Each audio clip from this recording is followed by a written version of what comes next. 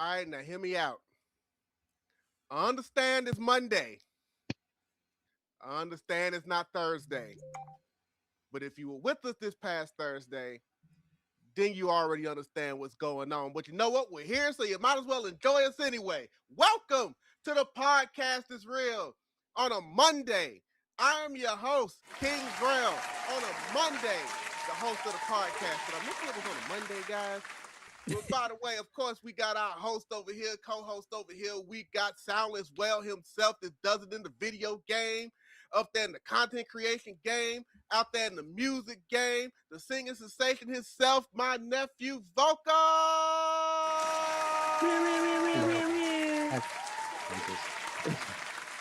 Thank you.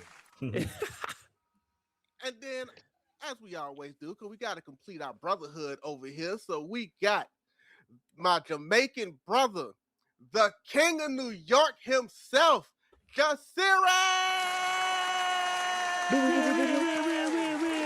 Rewind. Bully bar. And hey, Glow, how you doing? Also, Straw Hat, Uzumaki, how you doing? Want to make sure we got the people that have already joined us right away. Indeed. Straw Hat, Uzumaki, what's good? And Glow. If you joined us this past week, then you know that we have a brand new member of the podcast, straight from Nintendo itself, fresh off a highly selling movie in box office. Ladies and gentlemen, Yoshi!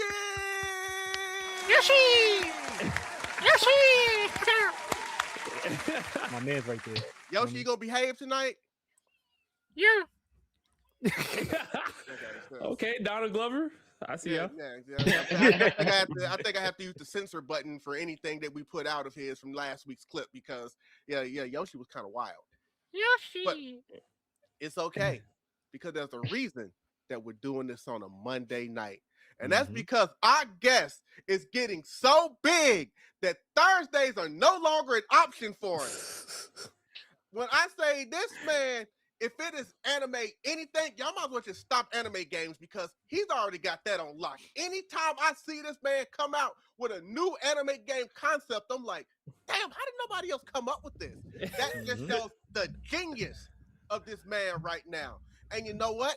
It is very fitting that we are doing a Mt Rushmore episode tonight because we have the Mt Rushmore of anime content, Rob, aka Shonen Showdown. Man, I appreciate y'all boys, man. For real. Man.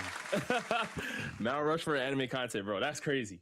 But I appreciate y'all. Seriously. Thank you for having me. Hey, look, tell me when I'm telling lies. That's all I gotta say.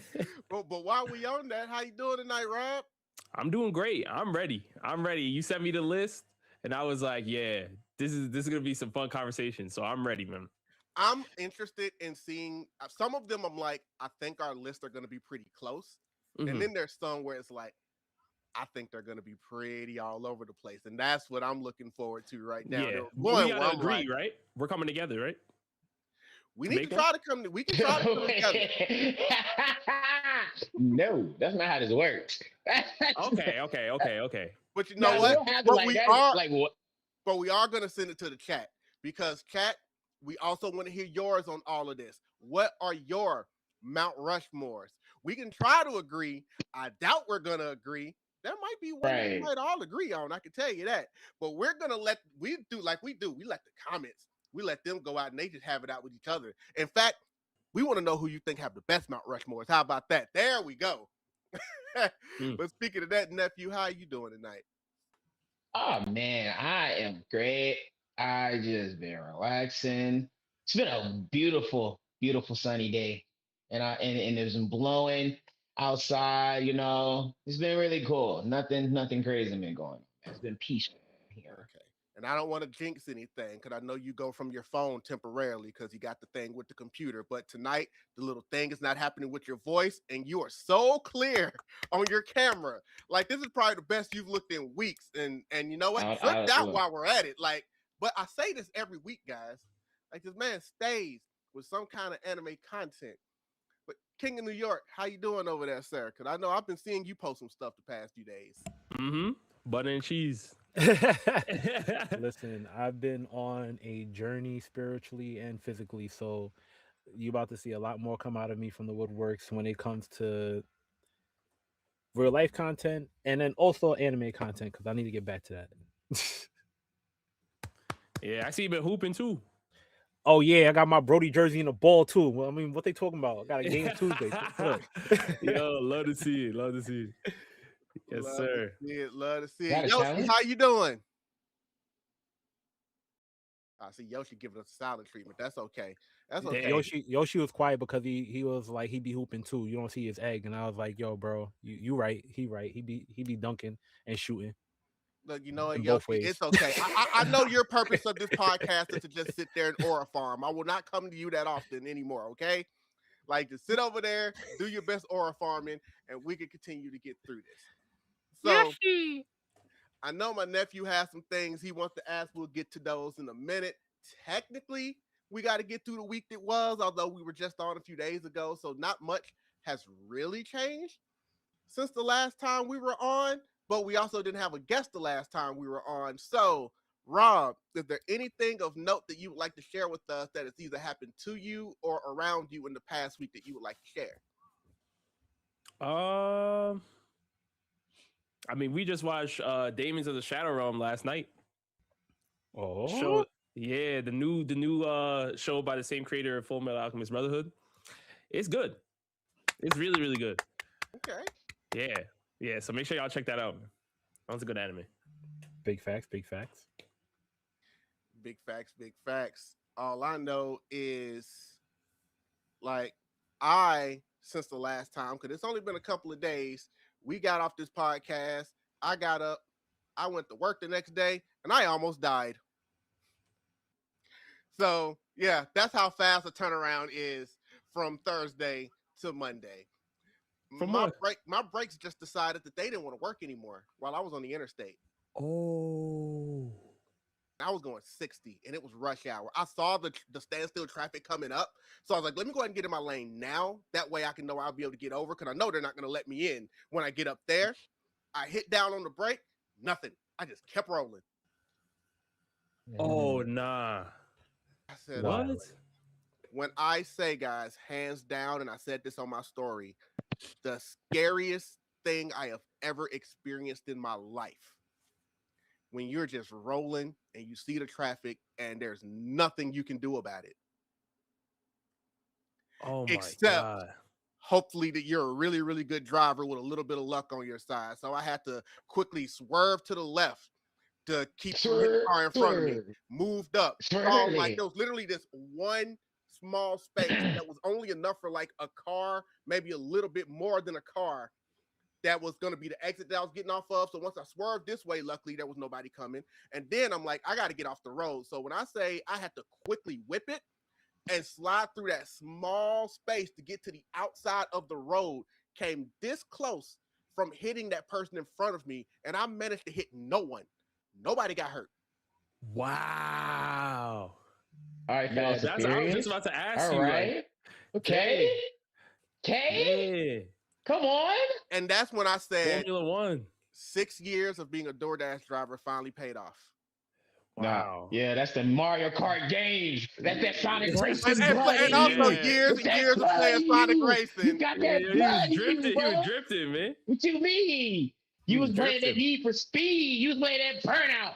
What you talking about? It was in your blood. And yes, Glow, thank you so much. Said glad you're good. Look, I'm Yeah. glad I'm good because Facts. like My when I goodness, say I bro. had to make split-second decisions, like literally like split-second decisions. If I didn't make them when I made them, I might not be podcast canceled. Well, y'all could probably continue it in my legacy, so I won't say podcast canceled, but man, it could I'm glad you good, man. That's That's a fact. scary. Oh, goodbye, Shishiro. Nagi said, Rob, I can see them eye bags. What you mean? Yeah, listen, you know we working, man. I was editing a lot today. And then last night we were doing a chapter reaction with Moon Piece podcast. Mhm. The boys Nice. Corey and stuff. Yeah, so we're doing a chapter reaction last night. So yeah, it was staying busy, bro. You know, All I know about Moon He's Piece like, you is see, like, I don't like the way he's talking, bro. He's just disrespecting me, bro, because he's too positive to me. I don't like that. I don't like that. I don't like your positivity right now, bro. Yo, I don't like your positivity. It's too much positive going on in your life right now, bro. That's Man. insane. That's insane. That is crazy. I ain't never seen a man just keep constantly smiling in my life. This shit is irking my soul right now. I'm hating right now. This shit is crazy. Listen, This shit is crazy. Listen, we'll go to war when the Mount Rushmore starts. Right? That's yeah, what we really. those will be our main event stuff. We'll cover Yeah. some other things first. I will say this. Speaking of Moon Piece Pod, the only thing I know about them is that they in New York, they were asked ahead of time if we could meet up with them to like do some interviews or whatever. I said I'm down. Didn't hear anything. Guys, I'm always up for anything. I don't know if time just got away or maybe I should have reached out or whatever happened. I'm letting y'all know right now, Moon Piece Pod, anybody else that I'm cool with, just hit me up. I am there. I tell people all the time, this is a give and take when I tell you I love this community and I want to do everything to help this community grow. I'm always asking people to help me out, and I always respond with, if you need anything from me, I am there. But nobody ever asked me to do anything. I'm almost starting to take it personally. So, yeah. I'm gonna let them know. I'm gonna let them know. Not to yeah. And I wasn't talking to them directly on that last line. I'm talking about in general because there's been a lot of people that's been like, oh, yeah, I hit you up for something. Yeah. It's okay, though, because I'm doing my own numbers. Well, listen, I've been seeing the Mike Jack going crazy. Yeah, hold on. Let's talk about that. Talk about the week it was. The week this was. This man was on the freaking cover of the page of Michael Jackson. I'm talking about the week it was. This was the week it was that popped off. Mr. Oh yeah, Off the Wall album. Come on, walk through, man. No, it ain't about us right now. No, this is your moment right now. Shine right now. Because, yo, I'm going to say this right now. Yo, come on. Put this man in the premiere video. We need this man there. This man, come on. And y'all reposted it on the sub. Come on, let's go ahead and get this man in the premiere. We need that. We need that right now. Absolutely. The funny thing 100%. is, I already knew I was going to be either putting out some new content mixed with old reposted content to mix them all together. That one, I figured was going to do well, but that wasn't the one that I thought was going to completely take off. So bro, I love that, and I love it because I reposted it immediately. I knew that was the one, bro. As soon as I saw that, I posted it immediately. I said, "This is the one." That was the one, Rob. You weren't here this past Thursday, but that's the one I had to record twice because after I recorded it the first time, it took me hours to do. I was going through my stuff to edit, and I looked at how I was dressed, the wig and everything. And I said, wow, I don't look good at all. I can't use any of this footage. So I literally have to take another day, get up and do it all over again. And it's paying off because it's got the possibility on both Insta and TikTok to reach 1 million. It is at last time I checked, it's at over 800 right now on Instagram, and it's at 950 on TikTok. Damn, that's fire, yeah, absolutely. Bro. Yeah, absolutely, bro.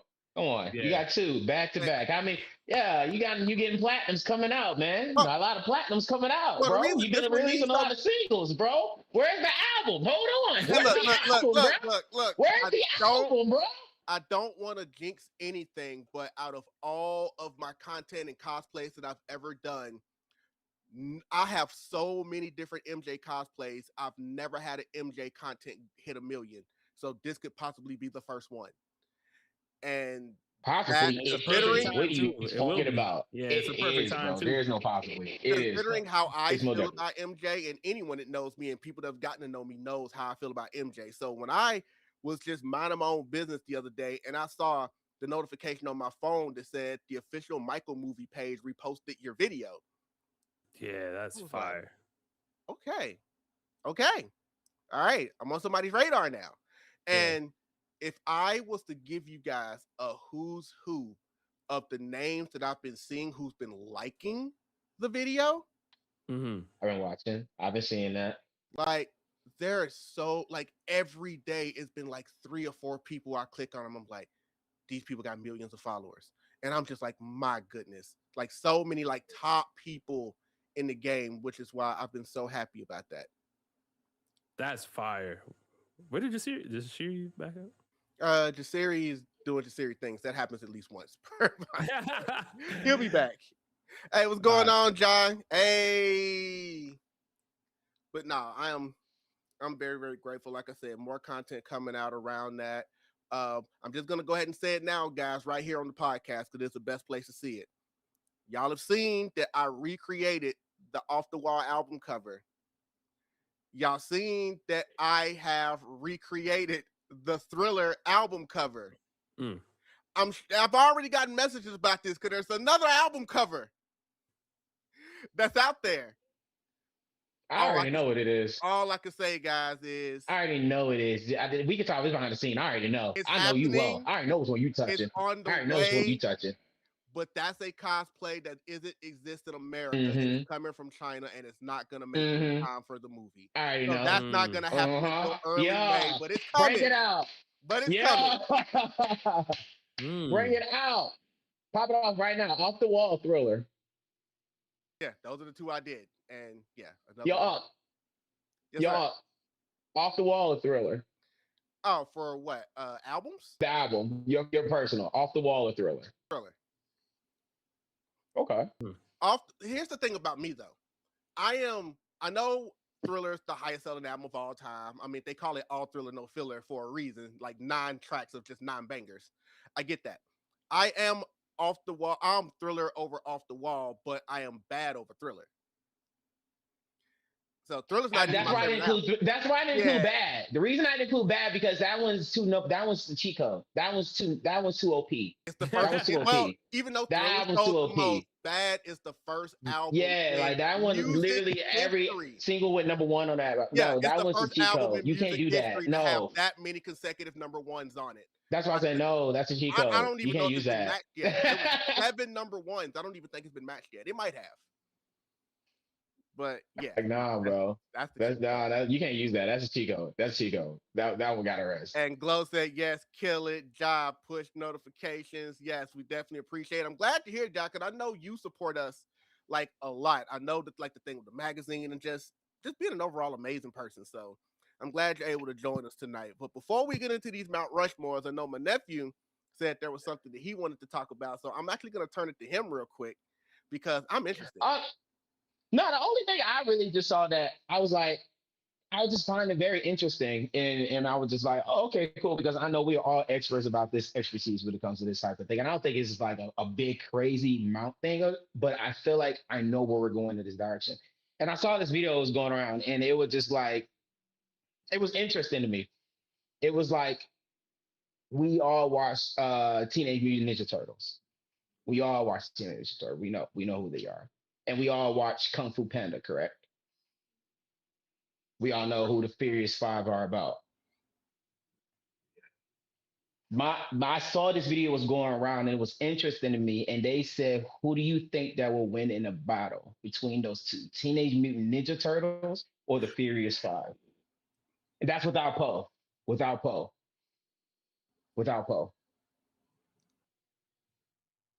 You know what? I'm the host, so I'm not going first. Who else wants to go? I haven't seen. Wait, you haven't seen Ninja Turtles? No, of course I haven't. Oh, seen I'm about Kung to Fu say. Panda like that. There's like 4. There's like 4 of them, right? Like 4 Kung Fu Panda movies. Yeah, there's a 4th one, but the first one is when you see the Furious 5 going through. I haven't seen it. Okay. Really? Okay. Yeah. Okay. No, I have gaps in my okay. history as well, so I'm not even mad at that. Like when I tell people, especially when we're in the nerd community that we're in, and I have to tell people that I have not seen from beginning to end a single Star Wars movie at all, from beginning to end. I've seen clips of it when it's been on in the background when I've been at people's houses or when it's on TV channel surfing. I'll see like a clip here, a clip there, but those movies are so big in pop culture. I already know everything that happens in all of them.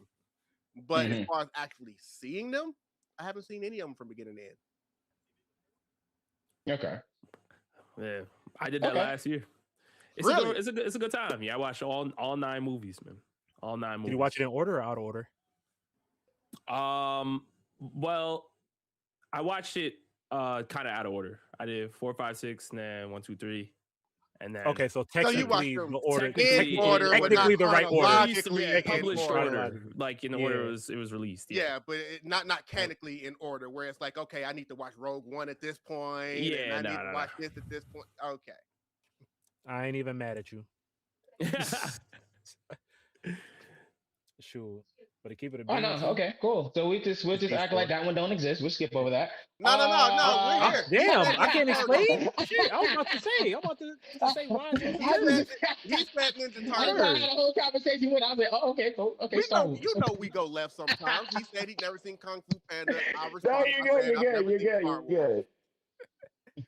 But You're good. I'm also going Ninja Turtles. So, and he hasn't You watched. say Turtles? He says he can't answer because he hasn't seen Kung Fu Panda. Yeah. Okay. I thought about this really hard, So did I while I was sitting here. and I'm gonna have to say the Furious Five. Okay. The reason why I say this is each one of them has trained the same master of the weapon as the Turtles. Tigress is a stone mountain wall, and she trains underneath with her iron body into that pinnacle point. The Mantis has a great and his strength. The Mantis' strength is unpackable holding him, because if you watch the movie a couple, he hold all of them on that rope while they was fighting Tai Lung on there, and he was crushing mountains of like other things. Now, that's not me saying just because of that extreme tech. No, what I'm really saying is each one of them had their own tactics of dealing with the type of weapons they had, and each of them countered it in their own type of strength. So that's why I was really sitting here like, okay, because if you're looking at Tai Lung, who's literally one of the master of pinnacle of nerve pinching, and they're all about like soul bonding and soul touching of like going into another bounding of worlds. So they actually about like chi and using Hadouken and all this shit. Like they really have like chi and aura and the power. So I was really sitting here like, it was really hard for me to choose, because I know how my boys are. And especially when you thinking about the Teenage Mutant Turtle fast forward, or if you're just thinking about how they perceive with Shredder with it comes with mutants, and they're going out of space and they're fighting at a different type of technician. And then when you think about how Donatello would be and looking on the sideline, or think of all the tactician and stuff on the sideline, and Raphael's being a brute. But my thing was, not only the numbers seems more superior, but they have more of that tactician of that in the Furious Five. So it just makes me thinking like, if the Furious Five lose to prep time when it comes to Donatello, I'm like, oh shit, it's done, right? But I was talking about a full-on death battle war, 1-1, let's go. So that's why I was thinking like more in the Furious Five way. And there's also 4 turtles, so yeah. No, just because it's 4 turtles too, don't mean they have. Unless we're acknowledging Venus de Milo for this conversation, which nobody acknowledges. I know that, but just because they have 4 don't mean nothing else going on. You feel what I'm saying? Because odds of numbers and stuff like, because they handle in that type of situation as well. And I was just thinking about in that way. So I was just like, but it's not by far though. I don't think it's like a one shot though. I really don't think it's that type of way though. It was very interesting. But the other one was we all watched Invincible. Mm-hmm. Do you think we could ever forgive Omni Man for what he did? No. Because we forgive Vegeta for what he did. Do you think we can ever forgive Omni Man for what he did? Vegeta didn't raise the family first. Vegeta was came out the villain first. He was the villain. He was that guy. And then afterwards, hold on, where are my bombs at? You lucky I don't got my bombs today. He came back from death, put himself on his back, put his team on his back, took the Majin Buu, felt his rage, his Saiyan blood raise up until he got Bulma's coochie, and then after that he calmed down a whole lot, and he only fought when he needed to.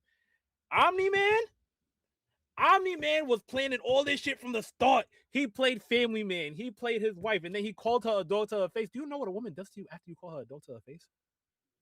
There's a lot of things, and I won't mention them on this show. So, yeah, he ain't getting forgiven. He was in way too deep. Maybe with the kids, maybe. with a slight understand. Even with the Namekians with Vegeta. Nah, I mean it's the same shit. Look at he be chilling. He knows what he did, and he still rolls around Piccolo. I can't forgive Omni-Man. I can't. You gotta remember. What makes you say that? I find it interesting because they both definitely did the same thing. I think the only difference is the family part. Let them cook. They both definitely did the same thing. But that's the reality of it, right? Where Vegeta blew up the world, and this is me going towards like Majin Vegeta, which is kind of like he had a rivalry with Goku, and it got to a point where he's like, you know, he kind of let it happen in a way where, and this is something I've always gotten on Vegeta for too. It was like they could have defeated Majin Buu without having the world get blown up if he decided to team up and, you know, and all that stuff. But that's something that's totally different than Omni-Man actually being like, you know what, I'm here to literally just take over the planet so Viltrumites can come through and breed and take over all society. Like Vegeta just said, all right, blow up the world tournament. Like, I just want everyone out of here so I can fight Goku. And because of that, Majin Buu took over. So it was kind of like an indirect thing. Omni-Man was going to Earth for that purpose. And the issue is that Omni-Man, you thought he would have been humanized from, you know, being with Debbie, having a son. You thought that would kind of humanize him a little bit. And what we're finding out on his apology tour is that it actually did.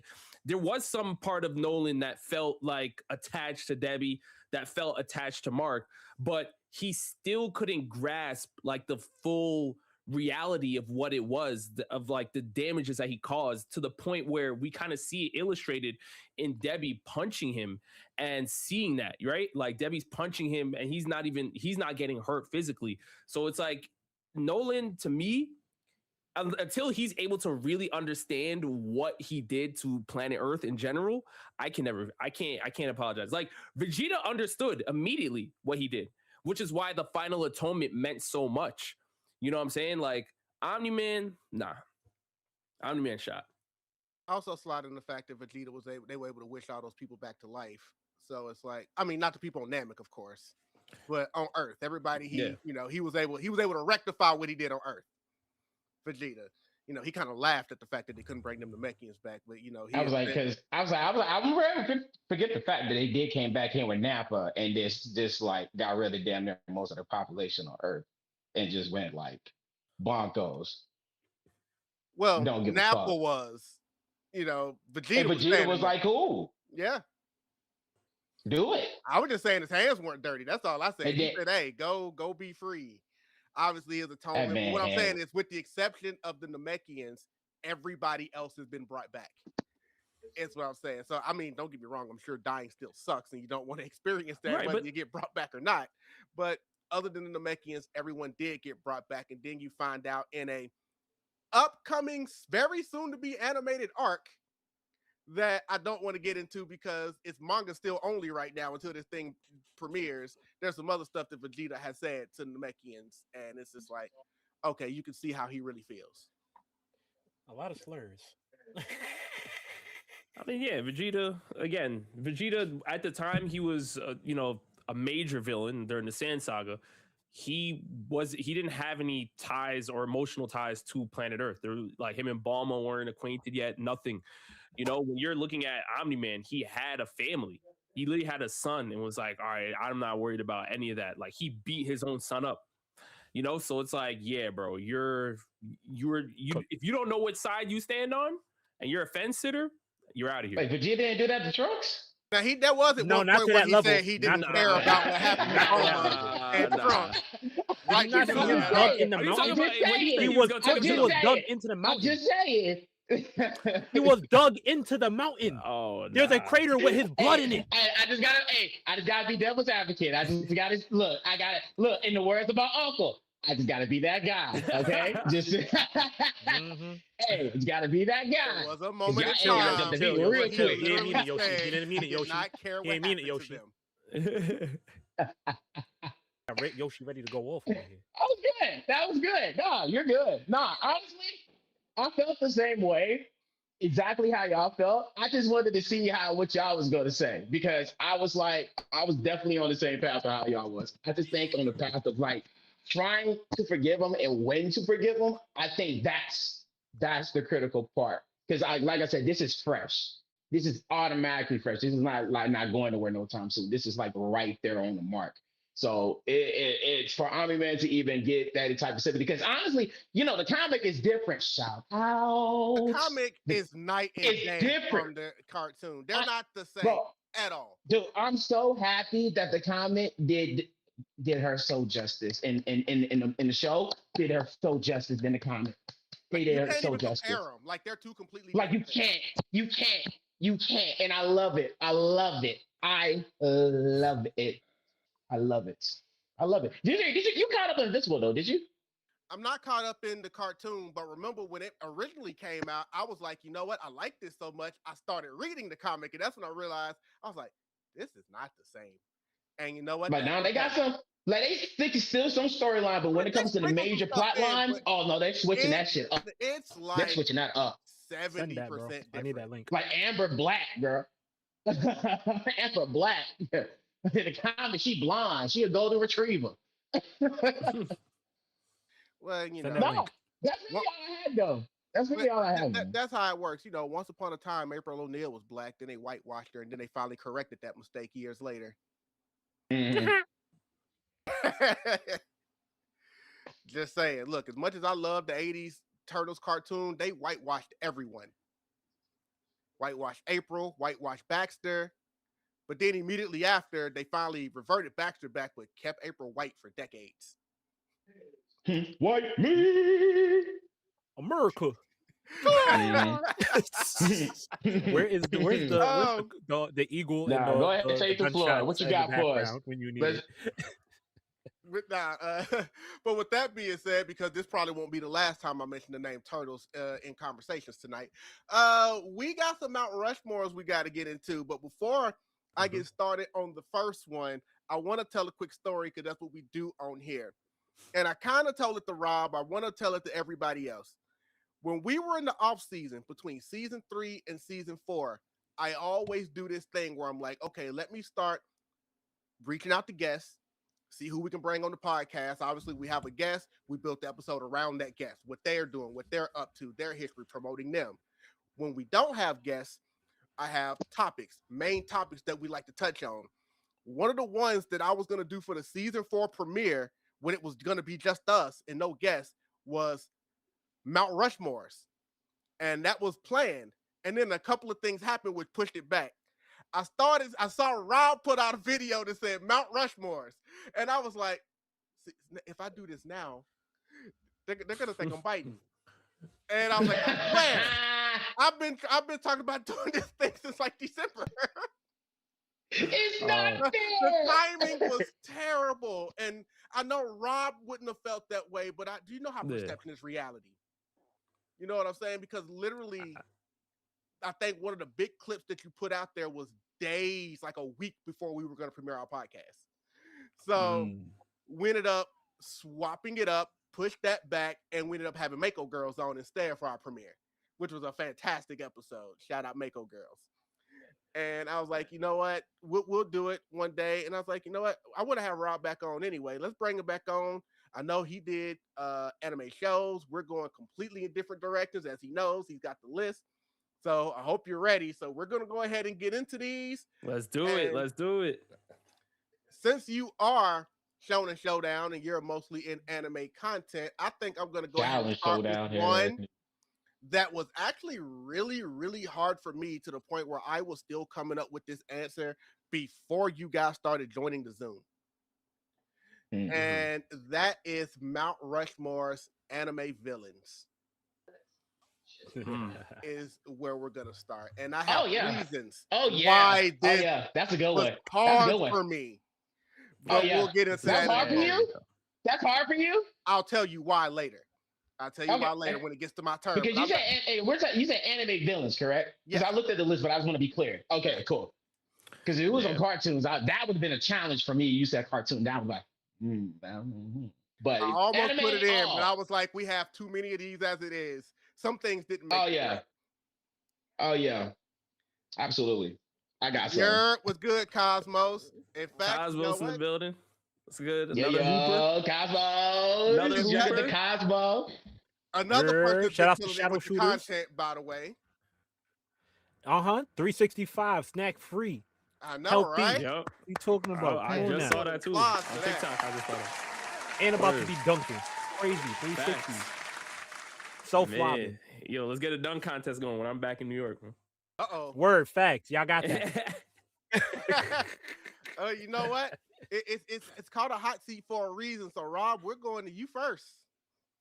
Oh, me. Goodness. I won't Like you always said- start with you, by the way, but I'm starting with you on this one.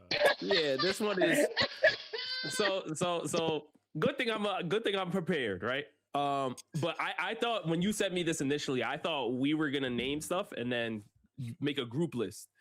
But it's good thing I have a side list here that I can still lean on. Okay. I'm gonna start off with Frieza from Dragon Ball, who I think needs to have a mention. Again, he's one of the greatest villains of all time, and even Dragon Ball is very iconic as well. And obviously, there are better written villains than Frieza. But I think on Mount Rushmore, I think you have to start talking about characters that have like generational impact, especially if you're talking about all of anime. And as an iconic figure, Frieza should still be here because he's still relevant in the manga right now. Next, I'd probably go with Griffith from Berserk, who I think needs a mention. Very, very wicked, evil antagonist. People always talk about Griffith. We know why, right? Next, after that, I'm gonna go with Aizen from Bleach. This is a personal favorite of mine. A lot of people, especially a lot of the Bleach fans, they love to rant and rave about how dope Ichigo was in the first part of Bleach, and Aizen drew the play up. Like that's really what it was. The mastery of creating Wonderwise to help nerf Yamamoto, to the Hogyoku, to causing problems for Urahara. Like he is a mastermind, and he's cold, and he had literally people in the Soul Society fighting each other because they were hallucinating. They thought they were fighting Aizen and they're fighting each other. Like he's just devious in that aspect. And he's still relevant in 1,000-Year Blood War to the point where they went back to go, ask for help. So he's goated in that respect. And then I would put, this one is kind of pending, really. It kind of is interchangeable, but I'm going to put Meruem here from Hunter x Hunter. I think he's a very like humanistic type of villain in the sense that like we see like the Chimera Ant side of him, but we see his friendship with Komugi, and it kind of makes you feel like there's more to this character than just being the big bad. Like, and it makes you feel like an emotional connection towards him, and kind of like feel bad in a way, but then also you want to see him get destroyed too. So it's like, for that, I could feel like Meruem should be here. So that's my 4: Frieza, Griffith, Aizen, and Meruem. I'm gonna leave it at that. Okay. Who's next? Sounds good. You know what? Shoot. Because of the answer that you gave, I'm gonna go next. Okay. And there's a reason I decided to slide myself up and go next. Because here's the thing. I also have Frieza. Yeah. Frieza is one of the most iconic villain from one of the most iconic animes of all time. There are other villains in there, but when you think Dragon Ball, you think Frieza. Like, you just do. Mm-hmm. And I also have Griffith. Okay. So that's why I was like, you know what? I might have to jump in, and go next. Because for the same reasons that you gave. Like, that's crazy. Mm-hmm. I also have Aizen. Yes. So oh, Jasirii left? What's going on? Jasirii being Jasirii. He'll be back. But no, it's like, for everything you said again, Bleach is one of the big 3. And Aizen's just that dude. And like we said, same thing with Dragon Ball. When you talk about impact, when you talk about, does everybody know who this person is, even if you only like anime a little bit? And when I thought of big 3 villains, he was the only one I could include, because no disrespect to One Piece or Naruto, I couldn't include any of them villains. Especially in Naruto, because the only one I could have really done is Madara. But when you're not the final boss in your own stuff, man, I can't do it. You know, so and now I can get into real quick before I go to my fourth one. Why I was like, this was kind of hard, because then there starts going into that conversation of who do you consider a villain? Because I know there's gonna be some people in the chat that are gonna start bringing up like the lights, Boom, there we the go. errands, stuff like that. But then that conversation is gonna come back on. Do you consider them villains or not? You know, so that's why I was like, that was hard for me, because when we talk about impact, they are obviously big on impact as well. But for me, my fourth one, because I threw all of that out the window, if we are going to talk about villains from things that are iconic, villains are all about hate, and you can't say hate without throwing someone who's probably like the biggest hater out of all of these things. And I have Dio as my fourth. That's a great pick. Yeah. And I'm gonna send it to Jasirii, but that's why I had to go next. And I'm like, 3 out of our 4 were the same. Yeah. No, 3 out of the 3 is about to be the same. So, yeah, I had Dio Brando first, because I literally listen. Hold on, let me start over. Yoshi, get the bomb ready, Yoshi. So, like I was saying before, top 4 and not 4, Dio's got to be the generational hater. Has to be the generational hater. Why? Because he went through family lines. Who do you know goes through a family line and then steals the body? Steals the body and then gets pregnant. Steals the body and then has a son that he doesn't have to claim on his taxes. Like, who? Who does that? You know what I mean? Then on top of that, we leaving out Madara Uchiha. Madara is definitely legendary. Who do you know was putting the village on his back? There was only one man that could really beat him. On top of that, he took on 4 people at the same time. And then after he got tired, he said, oh, you got 4? Now we got 4. Squad up. Took out a whole village. Come on now. And then after that, Aizen was already in there. There was no way Aizen wasn't going to be in there. He definitely took out the whole... We got to let the bomb play for that one, because he planned out a whole lifestyle. How you plan from birth? How you have them... How you have your ops and your other ops have a baby and then have that baby take his powers? Come on now. Who does that? And then last but not least is the ghetto OG, the original racist hater, Frieza. Thank you, Yoshi. I like how so far ours have not been that far off from each other. Yeah. It's a good sign. A good generation. While you were away, Jasirii, I explained why I didn't have Madara in mind. But like I said, we've been pretty close. So let's see if our nephew can bring it on home. What you got for us, sir? Well, my list is very different from you guys. It's really different. When I think of villains, I think of more in a lot of ways of how y'all thinking, not just power, psychological war as well. Even though he took one of my favorite niggas in the entire show, I don't claim him as a protagonist. I claim him as an antagonist. How he was in the entire show, and that is fucking Light from Death Note. How he controlled the whole entire fucking. I have to put him, because the way how that man not only made the world thought he was God in that type of form, he pretended that he was the man himself, took down all of the operations of the police, made the girls of his dream, not really of his dream, just a girl in the past. You know, he had a lot of side and thought pockets though now. It made me mad about what, like, he did a lot of things. He even put his own dad to the grave, to the grave.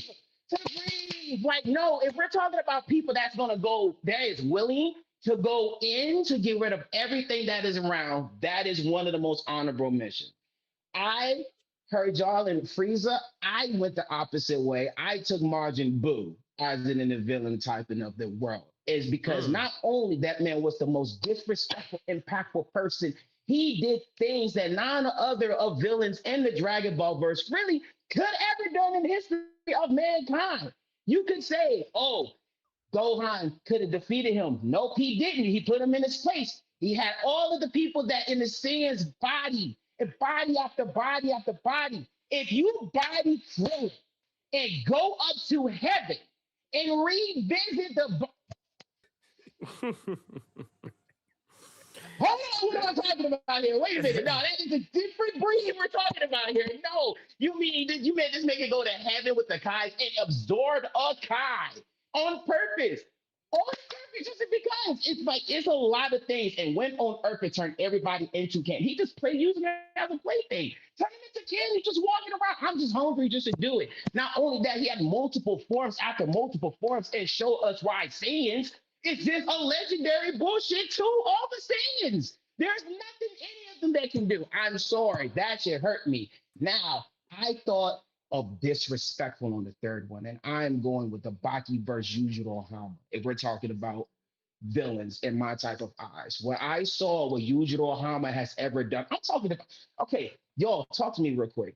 I'm thinking realistic here. Well, not too realistic, but that's kind of realistic if they can make it that reach to the IQ level. If you can make a peace treaty with the president of the United States just because you can walk to the White House, if you can if you can put your feet in the backseat of the car and made the president of the United States drive you as he's your chauffeur to another place, if you can walk into state prison and walk out of there just because these niggas can't stop you, my man saw a prehistoric dinosaur and then pulled him and flipped him into another bat. I'm sorry. It's just so much that this man Yujiro Hama has done. Or because I got to the old school what he did to this old baby mamas where he actually said, I'm gonna break your back, and he actually broke her back. Not only that, the man had two baby mamas. Man, his son fought in the tournament and said, hey, you wanna fight me? You can fight me right here, right now. I really don't give a fuck, but hey, I wanna have the strongest son just because. And not only that, the man walking to the club and took a nigga bitch, he just did it in front of him. I'm just saying, my man is just like, I'm talking about disrespectful after disrespectful. Yujiro Hama is definitely up there on the list. The last one I thought mighty hard. And I was like, I'm gonna have to go with Aizen because everybody knows how I feel about Aizen. Because my uncle knows how I feel about all of the villains, because Aizen is my favorite villain out of all of the villains that I ever known because of what he has done. I was waiting on it. Yeah, because he knows that. Because he knows how I feel about Aizen. Like, not only you stop the main protagonist theme music when you try to use your basic spam bankai and use a fingertip to stop the entire show, it's just nothing else more that you can really rectify after that. Aizen's kind of one of the first villains in history to actually stop a protagonist with theme music. That said a lot to me. But down the line, we all know. But yes, those were my top one. Like I said, it would have been so much harder. Could I see Dragon Raider said mixing antagonists and villains? Like I said, it would have been so much harder for me if I, because I told you there was a reason why I didn't put Light, just because there's so many people that go like, I don't think he's a villain. Like if we were qualifying Light and Aaron, for my qualifications, this would have been so much of a harder list to make. But since I disqualified them for my qualifications, I was like, okay, that started to make it a little easier. But no, none of those are wrong answers. Like I said, I like them. And just the fact that we were a lot closer than I thought. So that just goes to show that we are on the same page, at least on this one. We're big anime guys over here, but there's way more than just anime on the list. So guys, we get the layout on this next one. This one's a Rob only.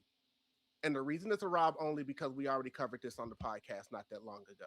So we get to sit back and we get to get your perspective. So the next Mount Rushmore is going to be Mount Rushmore Disney Channel stars. Okay. Y'all can just go back and listen to our podcast from a couple of weeks ago if you want to hear our answers. All right. This one is a tough one. First things first. I think Raven Simone is automatic. She was on all of our lists. Okay, good. Automatic, no questions, no debates. Beyond just that's a Raven. You got Cheetah Girls, you got all whatever. She's locked in immediately. A part of me is like, because you got the Sprouse brothers, you got all types of stuff in the part. You got Brenda Song, you got all of them.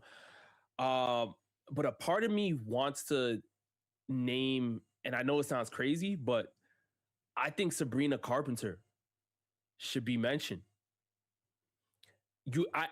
Listen, I know it's new gen, but when you think about it, she's like one of the biggest breakout stars from Disney Channel, like ever, realistically, right now.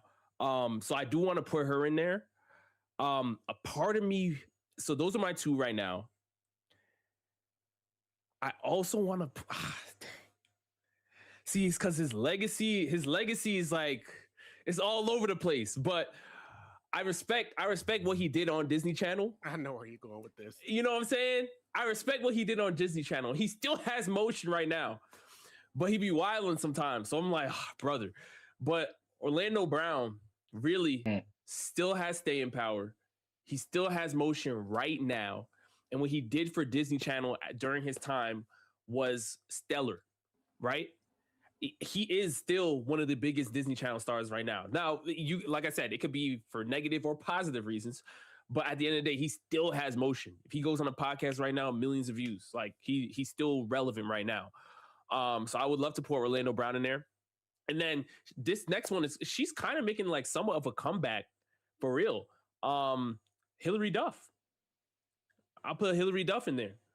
So I think my 4 is going to be Raven, Sabrina Carpenter, Hilary Duff, and Orlando Brown. No, I'm not mad at that, because the thing about Disney is they're a factory, and they send everything out. Now, like I said on the last one, when I said I had my qualifications on if villains are considered more divided amongst fans, I just qualified them for me. Mm-hmm. There were reasons why, and I said it on the past podcast, why I did not put Sabrina Carpenter in mind. I understand she's the biggest star now, but the reason I disqualified her is because, yes, she did like a DCOM that wasn't that popular, and she was on Girl Meets World, which was a spinoff series that did okay, but I disqualified her because I could make the argument that while she started there, I think she would have, I don't think it really helped her just become like, I think she would have became super big regardless. Like her actual stuff on Disney wasn't nearly as big as a lot of other people. You know, you look at her now and be like, oh, she's the biggest star in the world, and she happened to start there. But I don't look at her and I'm like, this made her this. Is why me personally, I disqualified Sabrina Carpenter, but which is why the reason this even came up in the first place, and you know, you didn't mention her either, which was when Raven got asked about the Disney Channel Mount Rushmore, and you know, Miley Cyrus, you know, Hannah Montana being Disney. Damn, I forgot about Miley. I forgot she was on Disney, because you know what? Hannah Montana. They just did a 20th anniversary. No. I mixed up some of the shows, whether they were on Disney or Nickelodeon. So I was thinking the opposite. Yeah, Miley definitely needs to be on the Mount Rushmore. Okay, who's coming off? Hilary Duff, in my opinion. Okay. Yeah. Hilary Duff, in my opinion. I'll remove Miley Cyrus. I will remove Hilary Duff from Miley Cyrus for sure. I forgot. Aaron said no Miley or Selena Gomez. No, kind of crazy. I know. I forgot about Miley. Selena. All right, wait. But let's. Oh, don't you do it. Don't you do it. Think about don't Foundation. you do it. Foundation. Don't you fucking No. do it. Raven Stain. Is that what you thought I was gonna go? I just want to know where you going with this. I was like, where are you going? No. Miley is in here for Hilary Duff for sure. So Miley's in here for Hilary Duff. Dragon Raiders. Yes, Zendaya was on Disney. She was actually in my Mount Rushmore, the one I did. Zendaya was also on Disney. Damn, Disney got a lot of heat. Shake It Up and Casey Undercover and movies. Wait, but you would have Zendaya over who? Okay, because obviously it's hard because, like I said, they're a factor. Because that's what, but that's what. Okay. I feel like all right. So you know what? Let me recap my 4 real quick, and because I guess the way I was seeing this is you were on Disney Channel, and then what were you able to do like after that too? Like, are you still relevant right now? Blah blah blah. Like not strictly like what you were doing on Disney Channel, but I could see Zendaya 100% because she's one of the biggest movie stars right now too, right? But like I didn't know where we were going because right now, like to me, I was saying different. that's why I said everybody has their Yeah. own criteria for these. Yeah, I can't speak for your criteria. My personal criteria was that I liked longevity on the channel itself. Like I told you why I didn't put Sabrina Carpenter. She's the biggest star, but I don't feel like Girl Meets World made her Sabrina Carpenter. You know, Right. But Raven, obviously, Raven is Disney Channel. Raven is she Disney is. See the Girls, 100%. Xenon. That's All on that. Raven. Also, Raven's Home that also ran for like 5 years. Like she came back, did the sequel, and it ran longer than That's So Raven did. So it's like, it's Raven, and like Hannah Montana was like single-handedly paying the bills for people at Disney. No, bro, they tried to introduce Jonas Brother and the Hannah Montana tour. Get that bullshit on my face. I want to see no goddamn Jonas Brother. You put that on my face. No. Miley 110%.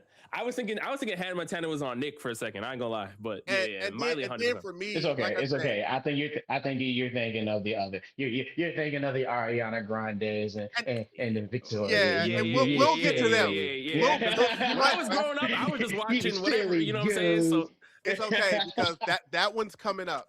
So yes, I had Miley. I had Raven. And then for me, I also was like longevity because I know we have, like they said in the chat, the Selena Gomez's, you know, for whatever it's worth. Also the Demi Lovato's. Like they're a factory over there. Yeah. And they had their show, which was great, and they did their guest stars. But then I started thinking about what did you do for the actual channel? Like I know for me, I chose Chrissy Carson Romano because I can't ignore everything she did on one of the OG DComs, even Stevens that was on that helped really make all of this possible. And she was also voiced Kim Possible. So it was like, you know, she had multiple things that she did that kept her a part of that channel for a very long time. That was part of my criteria. Like, what did you do for the channel and how long did you do it for the channel / impact, which was why I didn't have her on the list with, you know, honorable mention. Shout out to Ashley Tisdale because Lord knows she's done like. I was just about to say it. Yes. You know, shout out Ashley Tisdale. Absolutely. Because she's still recognizing if you need to furb as we speak, stop playing. And then as I told you, Zendaya was my fourth one because Shake It Up was huge. You know, it launched her and Bella Thorne, for whatever that's worth. But Zendaya was there, and then she also had her own show. So once again, it was like she was becoming a big star, had multiple shows that ran for years. So that was what was making me edge out other people. When it was like these people are neck and neck, and I had to go to tiebreakers, like over like Selena, Demi, it's like, okay, she had more stuff on the channel. So that was what was breaking the tiebreakers for me. That's what makes sense. Okay, that's what's making sense for me because at least for me, I found out more about Zendaya like in her post Disney career, like all the movies she started in, Euphoria to Dune to, you know what I'm saying? So like that was more where I saw Zendaya because obviously I didn't grow up watching like Shake It Up or nothing. So like for me, I was like, okay, and that's understandable. Yeah. Yeah, and like Dragon Raider said, plus being MJ, obviously, that's the big one right now. Right. And that's of course. But no, like that's a good list. I just want to, because not that like I said, we're not here to disagree with each other's list, but when I was hearing how your list was going and you were talking about Sabrina Carpenter because big star, and it's like, he doesn't have Miley. That's why I was like, I was thinking a gap in there somewhere. That's why I was like, let me just make sure. Let me make sure. I'm like, let me. Because I'm like, I would like to do one thing real quick, and I thought about it. Okay. Mm-hmm. Take my Light Yagame off, put All for One up there. Oh. Okay. See the anime villains. Take my Light off, put All for One up there. That's fair. I will do that. If I clip this, I will make sure I throw that in there. So All for One, Yujiro Hama, Fabaki, Majin Buu, and Aizen. Those are my worst ones. All right. Great. Well, I'm glad you're already on the energy right now because we are now moving on to Nickelodeon stars. Mm-hmm. And we're actually going to stay right there, nephew. I'm starting with you on this one. Was with me? Yes, I'm starting with you on this one. Okay, cool. Okay, rock me. No, nephew, you're first. Gotcha. Okay, back. So obviously Ariana Grande. Obviously, stop playing. You already know. Uncle, you already know how I feel about her. You watched me grow with her. I was You a huge had fan the of her. biggest I crush was on a this YouTube woman. fan before she was the biggest star ever as she was. I was a huge fan. When she I was was singing "I listening to Love the all of the Way" and covers all of of her that, you were songs. there. I was that guy before she became the number one ever. I was there when she was with the charm with Justin Bieber. I was there when she was doing covers of the songs "The Die in Your Arms" with Justin Bieber. I was there when she was making the songs and doing the voice actings of all the other voices of the celebrities. I was there. Ariana Grande was my one. Put her up there. Stop playing. All that, it was all that made it hard because A lot of people. right? But then I thought about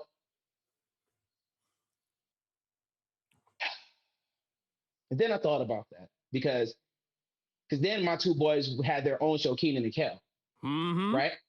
Yeah, that's two people, or are we putting them together? And that made it hard for me because I was like, can we do that or no? No, not because I know last time you said Zach and Cody, but this is Zach and Cody's different because everything you know what I'm they saying? did on the channel was together. They really were one. Keenan and Kel actually did different things. Like Kel continued to have a career on Nickelodeon years later. You know what I'm saying? So that's why I was like, because them boys, because when they had that Bob Home Good Burger, because that's still a stamp on going on still like to this day when I see with that, and then how much them boys always stay with each other every single time of generational. So it was like, I want to put him up there, but it's just like, because it's like me, you got to have them boys together instead of separate from me, because they're like a great duo when you have them together. No, I get it. So that's why I was like, I want to put it, but I will go Kel, right? Okay. Because not only, because I'll go Kel. So Ariana Grande, Kel. See, I love Drake and Josh. Woo. Right? But I gotta say Josh because I laugh and I feel sympathy with Josh more. And not only that, he brought a lot of resume and light to the show. Not only, I mean, you could say Miranda Cosgrove because she was on that show and then she moved into the iCarly. And then after iCarly, she kept going on to continue on with the series of the saga. So she's a great mention up there as well. You feel what I'm saying? So she's always my number 4, right? But it's just the Drake and Josh. It was the Drake because I want to put them up there because of way, but we're talking, but it's just like I said, it's a Drake and Josh. You feel what I'm saying? The brothers, they coexist. It's just like they have a great impactful and they have so many quotes of line and shows they have together. And I can sing the theme song of Drake when they have that theme song over and over. So that part made it hard for me. So that's why I honestly didn't put them up there just because of that reason. So I'm gonna go with Navy Classified School Survivor guy for me because I was a huge fan of that show. I forgot the main guy, the main voice actor of the game, the main guy of the show. I forgot his name, but he was the one for me because he talking about life choices going in, and then he had the podcast. And after talking about behind the scenes of the show, because I actually was in tune when they had the podcast. So that was for me. So those are my Mount Rushmores from me. So yeah, so Kel, Miranda Cosgrove, Ariana Grande, and Nettie Class 5. Those are my 4. Got it. Now, Rob, I'm coming back to you because I'm assuming you had to take Hannah Montana off. Yeah. I know there's so many others, but go for it. Yeah, go for it. So we're in complete agreement with Ariana Grande. That should be on everybody's list. She should be on everybody's list. If she's not, throw the list away. Next, I'm gonna go Miranda Cosgrove. Because obviously you have the Drake and Josh hype, but then iCarly still is talked about, still is glazed to this day. I mean, from the point where Kai Cenat literally did an iCarly reboot reunion, yes, stream with Miranda Cosgrove, tells you all you need to know. So, like, and just modern day streaming right now, IRL streaming, all types of stuff, like that's iCarly. It really is. So she's got to be there. Next up, I'm going with Keke Palmer, straight up. Nothing wrong with that. Yeah, nothing wrong with that. I'm not mad about it. Keke still got motion right now. She had motion back when she was on the network. Like, she's still one of the best actresses in the business right now. Like, so for me, you know, from the Jordan Peele movies to True Jackson VP to wherever you want to look, Keke Palmer definitely has to be there. And then to finish it off, like for me, I'm kind of struggling with what you were saying, VoQualz, at that time, right? You were saying Keenan and Kel, they're a duo. Drake and Josh, they're a duo. So it's tough to pick one from the other because they are a duo. And I kind of agree with you from that standpoint. It's tough for me to take them separate away from each other, because even if somebody mentions Keenan, even if I see Keenan on SNL, I'm still thinking of Kel, just because that's how I grew up, right? If I see Drake Bell somewhere, I'm thinking of Josh Peck. It just is what it is. Like, they came up together, so I'm always going to associate those two together. And since I only have one spot left, I'm going to have to ask both of them. And I think I'm going to have to put my last spot for Victoria Justice. Victoria Justice, I feel like, still, even, and the thing is like, I know a lot of people were like, dang, I think she would have been way bigger if it wasn't for Ariana Grande. And the reality is that's kind of true, because Victoria Justice, literally, she was next up. Like, if you really grew up like watching Nickelodeon at that time, like, Victoria Justice was next up. Like, she came off Zoe 101, had her own Victorious, all types of stuff, and people loved her, da-da-da-da. And she couldn't sing like Ariana Grande, but she could still sing. You know what I'm saying? It's just that Ariana Grande was coming up at the same time. And it's like, yo, just because you played in the same era as Michael Jordan, it doesn't mean you can't hoop.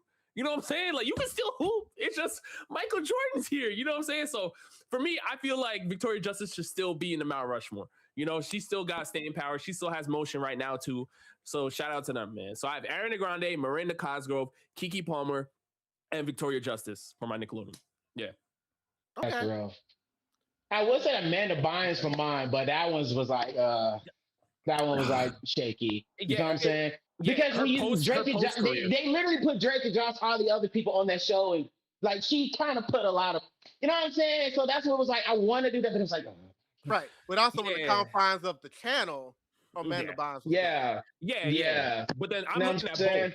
I'm looking at both. So I'm looking at Nickelodeon now and then what's going on after. You know what I mean? Yeah, because that's why I said later on in life, it was like, oh, no. Well, for a little while, she was doing fine. It was when she hit adulthood, because, you know, she also had What I Like About You show, which was pretty decent, ran for about 4 years and all of that. And then she just, the thing that happens to the industry, like, right, the thing. I don't even blame her. I blame the industry, because I see, I look at a lot of stuff. They fail a lot of these people. Shout out to Big Time Rush being banned outside of Nickelodeon, but that's more modern.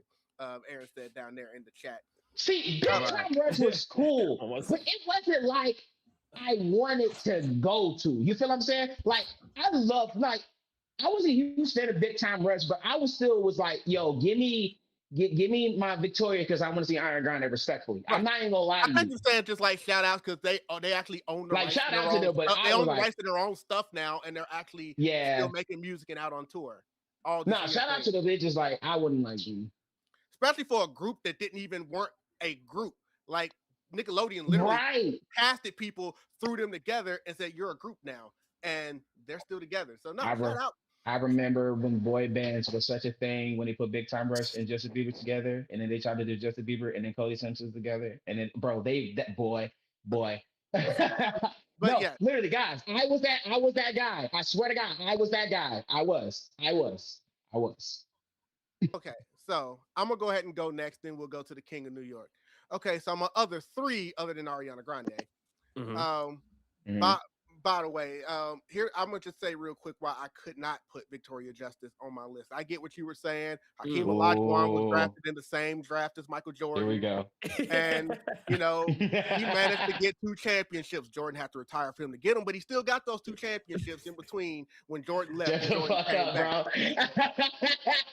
You know, but when your own show knocks down your value, I can't give you a Mount Rushmore. By the time we got to the final season of that show, Victoria Justice was not even the main focus of the show anymore. Like last season, she basically became a background character. So when your network is even like, true, other people on here are more popular than you are, like, it was a vehicle built for Victoria Justice. And then I think in like episode 2 or whatever, Jade and Kat had a duet, and it's like, yes. And then they started focusing more on the side characters more when it came with the shout out Leon. Jade. Yeah. You put LeBron on the team, man. You know it's hard, bro. Jade as well. But that's their fault for putting that girl next together and thinking she was not gonna blow on that mic. That's their fault. That's another gitchy aya moment. All right. I don't hate necessarily Victoria Justice. I hate Tori Vega, but I don't necessarily hate Victoria Justice. Tori Vega can go to hell though. Yeah, they trying to kiss everybody man on the show. I'm sorry, go ahead. Tori Vega was toxic. But no, he's not on mine. But other than Ariana Grande, like we said, you were not going to be able to do this list without doing somebody from All That. All That literally was like the first kids, like one of the first kids sketch comedy things that was out there. It literally helped Nickelodeon become what it was. You know, obviously I'm always going to honorable mention Amanda Bynes, like y'all said, but now I'm going Kel Mitchell.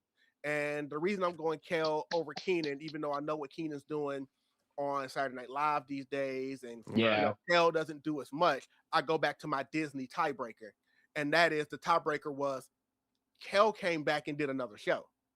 Like past our generation, but he still came back and did another show and was back on Nickelodeon for years. So from younger generations know who Kel is, who still watch Nickelodeon. So that was where my tiebreaker came there. That's fair.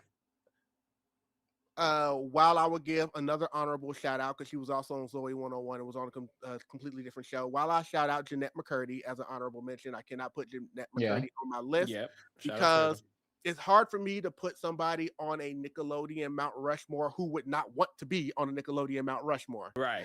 She does not like Nickelodeon. She wants nothing to do with Nickelodeon. Yeah, she does not want to go back. If they really had one and they came to her, she would say, "You could take it and shove it. I don't want to be a part of this." So it made it easy for me not to put her on there. Miranda Cosgrove is on there again. Drake and Josh. iCarly, like Paramount Plus actually brought iCarly back for 3 more years, and it was a pretty good show. I watched it, and then it was for me. The fourth one was the coin flip between Drake and Josh, and I landed on Josh Peck. Who you go with? Drake and Josh and who? I landed on Josh Peck, and that's respectful because that's how I felt too, but I didn't want to pick between them two because I love them two together. The only reason I love them too much. While I'm fun cut the Amanda Show, where they, of course, Josh was hilarious on the Amanda Show. Yes. It's your fat, chubby self before you got skinny. And like he said, when I have to find tiebreakers, and we also talk about where they are today and stuff, my tiebreaker, unfortunately, is Drake found himself involved in some stuff and Josh didn't. Yes. And nobody didn't know where Drake was. Everybody was looking for him in the FBI. And so like, what the hell we got going on? And yeah, we're not going to get too far into his scandals, but yes, he got involved in some stuff. Josh didn't. So that was where my tiebreaker came. So honor Ariana Grande, Kel Mitchell, Josh Peck, and Miranda Cosgrove. Okay. All right. 2 lists. No Kiki. Feel y'all. I feel Kiki. For me, Kiki falls into the same category as Sabrina Carpenter. Well, I love True Jackson VP. I feel like she would have became a big star even whether it was there or not. I don't know. I know that had a lot of people know who she was, but as far as like that launch where she is today, you know, because if we're with that argument, I could also say Megan Good was on Cousin Skeeter, you know, and she was on there for years. Yeah, but True Jackson VP was like her. Yeah, it was a good show. It was her show. And then remember around that time too, actually even before then, she had Aquila in the B, which like those together like really put Kiki on the map, I feel like. So then from there it was just like, you know, it was a snowball effect. No, and nothing's wrong with Kiki. Like I said, we have different criteria for why we're picking what we pick. Yeah. You know, obviously we were putting where they are now completely into the Kiki's on there, bro. Yeah. You know, like she just is. Like it would be her, Ariana, and whoever else you just want to slide in there. But King of New York, you're up. Y'all pretty much said everything. So I'm not separating Keenan and Kel. They both up there. I'm not gonna lie to you. Okay. So Keenan and Kel, just because of all that, the seasons, and then they all spin off. They were the first ones to bring an actual rapper for their theme Leo. song. Like nobody else was doing that. Then it'll be Melissa Cosgrove, because what would Nickelodeon be without her? That's just plain and simple. From Drake and Josh to iCarly, carried for how long? And then Keke Palmer. Truly, like you know how many. You didn't say Ariana Grande, so I'm just making sure we. No, Keke Palmer. Boom, Keke Palmer. Yo, like gun to your head. Where's your? Yo, okay, I feel y'all. My bad for the interruption. Go ahead. I know. I'm like, wait, did he say Ariana Grande? I didn't hear yet. Dang, I feel you. Nah, that's the generation that kind of I was in and out, and I was over here watching half of the shows, and I was like, it's okay, I guess. I guess. I feel you. No, I feel you. Like I said, don't wrong. Kiki's not a wrong answer. Like he just probably figured if you were gonna have them, you would have had them both instead of one or the other. I see where Ron was coming from, but no, I'm just glad nobody didn't try to put that just Jordan guy up there. That would have pissed me off. Because Nickelodeon did nothing for him or Romeo. Nope, they did not. They absolutely did not. And they were great or shows. Nick Cannon too. for that matter. So like, no. What them shows would have had long ass runs if they wasn't money hungry. You know, Nick Cannon showed up on the network during the final season of all that when they were already tanking. Didn't have much of an impact. It gave him his own show, which was terrible. I'm sorry. It didn't even. I think it only lasted like a season. All we know is the and man then he released left an the album that was network trash. and became a big star. But Nickelodeon didn't make that.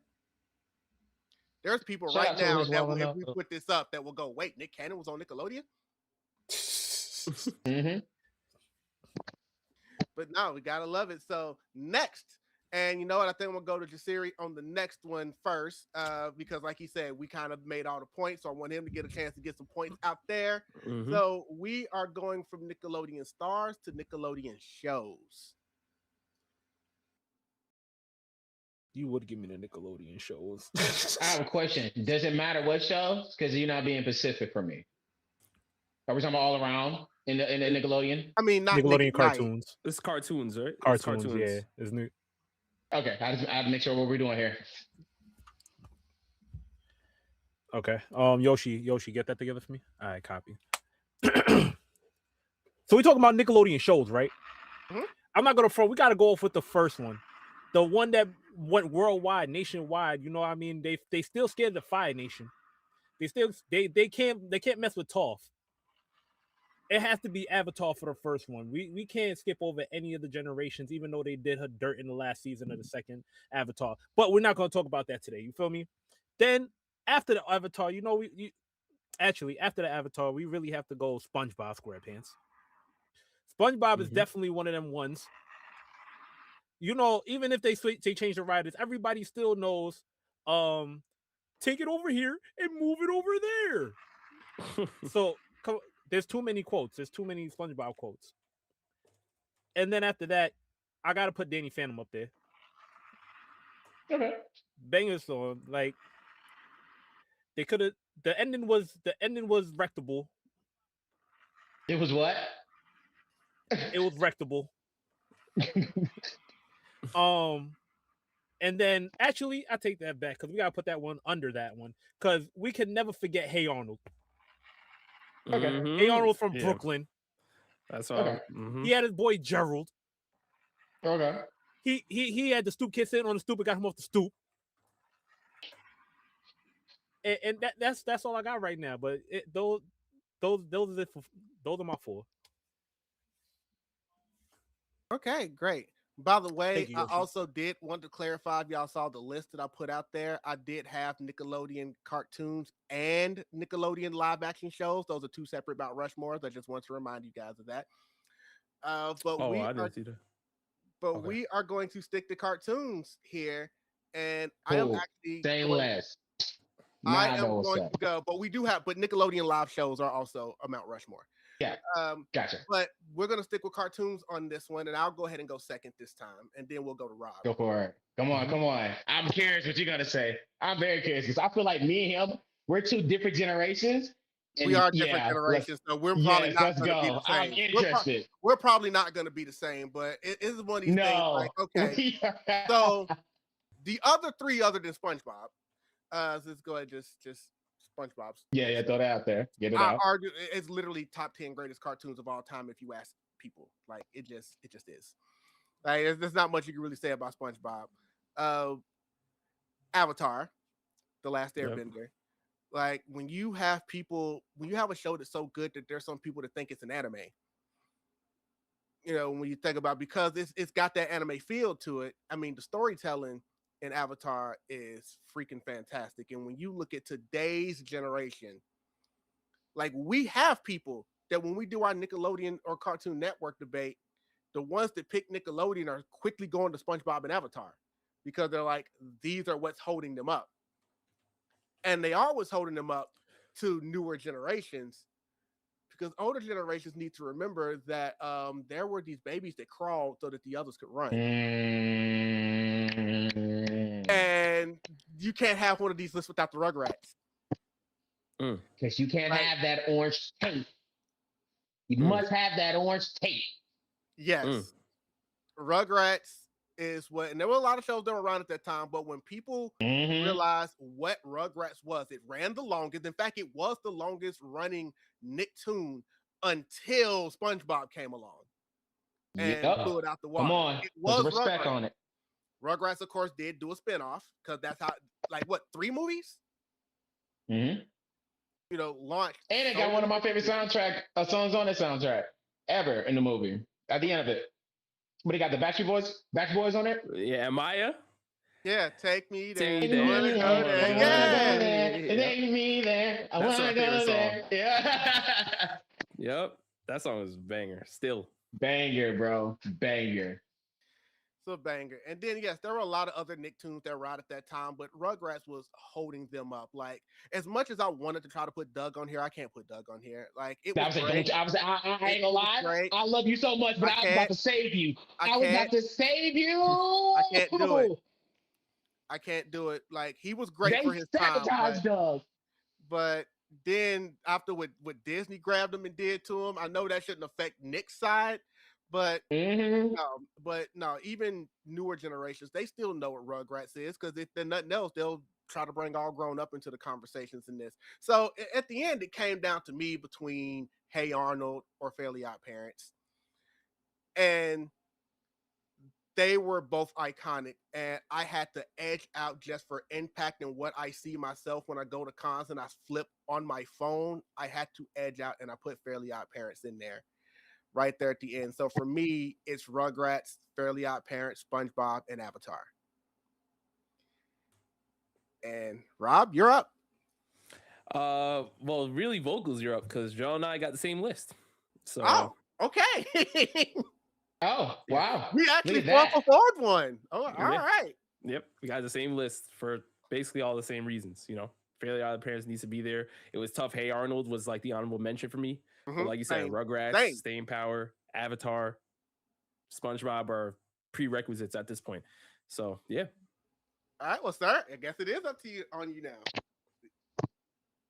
For me, I put Angry Beavers up there for me. I love the Angry Beavers. I'm not surprised. Angry Beavers for me, because not only that, because that's the theme music of the soundtrack, because I ain't gonna lie, I remember when I played theme music, my granddad was dry revving that boy up in it. Every time he heard those trumpets, he was getting it. I remember those days when I was watching that. That's just a personal thing for me. So that's why I put Angry Beavers up there on the Mount Rushmore for that purpose. And not only that, dude, shout out to Dag. What you mean? I was Team Dag with his coach forever when he went on down the line, bro. I love Dag. I'm Team Dag. Screw Norbit. Obviously Rugrats. Right, because we already know how I feel about the Rugrats. Rugrats was great. Third for me was Jimmy Neutron, because I love because we had not only when they released Nickelodeon released Jimmy Neutron, it was doing so great. It actually had the Jimmy Timmy Power Hour when they did a crossover over, and that made me was like, because I was Team Jimmy Neutron than Fairly Odd Parents, straight up. I was want to make that be very clear. I was Team Science over Magic around my time, because I couldn't stand Timmy Turner, because it pisses me off how many shit he kept getting away around. Like Timmy was the definition of I hate my life, it sucks. But since my life sucks, I'm gonna be selfish and make sure it's better than everybody else, and made an unforgivable wish to stay in a rotation forever and ever and ever. And that pissed me off when I thought about every single episode I was watching of Very Hot Parents. I was a biggest hater on that. So I was Team Jimmy, even though Timmy stole this bitch. But anyways, anyways, Angry Beavers, Rugrats, Jimmy Neutron.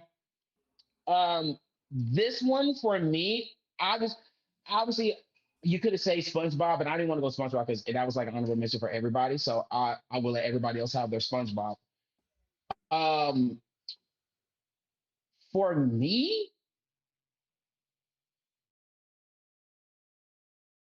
I'm gonna say, because he's still one of the most talked about people today. I'm gonna say Invader Zim. I'll say Invader Zim. Invader Zim. Because not only I see movies that are still rectified that was still going on, I go to cons and I still see people yelling and quoting and screaming his name every single time. And I still tell freaking Dragon Con when I'm like, yes, sir. I have a question. Yes, sir. So I'm cool with you not including SpongeBob, right? Because you understand. Because I ain't put Avatar up there. Is that what's up? I just want to ask why? No, I didn't want to follow everybody else's list. This is my list, personal list. Oh, okay, like okay. I thought okay. Continue. This is my personal list because that's why he had Angry Beavers on there because of what it meant. Like, and trust me, I was there for that. I heard him say that for Angry Beavers, but I thought it was just for Angry Beavers. I didn't think it was like the entire thing. No. Because I was thinking like Jennifer, like I'm going for like me, like my Rushmore, like my Rushmore. Got you. So like you feel me? I'm not disrespecting Avatar. I'm not disrespecting SpongeBob. I'm not disrespecting none of that stuff. Like I said, that's why I said for me. Yeah. You got Rob raise his hand on you. No. I just he was about to say, "How dare you not at the Fire Nation, and the Earth Nation, and the Rocket Nation? How dare you?" No. Nah, I feel you though. Shout out Zim, man. Yeah. No. It's just this is just a personal. And Invader Zim. I feel you. And I say Invader Zim. So those are my four top.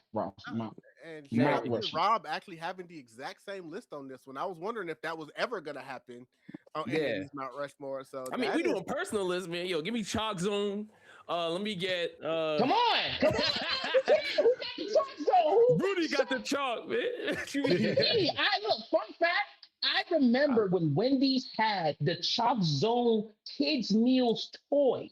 Mm-hmm.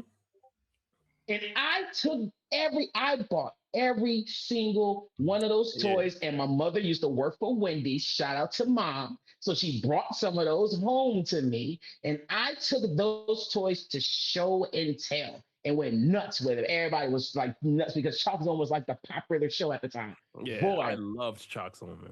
Love Chalk Zone. Oh, man. Song sequence every episode. It was great. Because technically Rob was not able to give an answer for this one because it was the same ones as me. He is starting off the next one. Like I said, we had Nick cartoons and we had Nick television shows. So we're going to go ahead and go to Nick television shows now. Okay. Wait, what I have what you sent me is like kid shows like Nick Jr. No, like Nick, it was like Nick Kids. I might have missaid that one. If I did, I'm gonna look back at what I sent you. If that's on me, you can sit this one out. Okay, because I have Nick Kids on mine.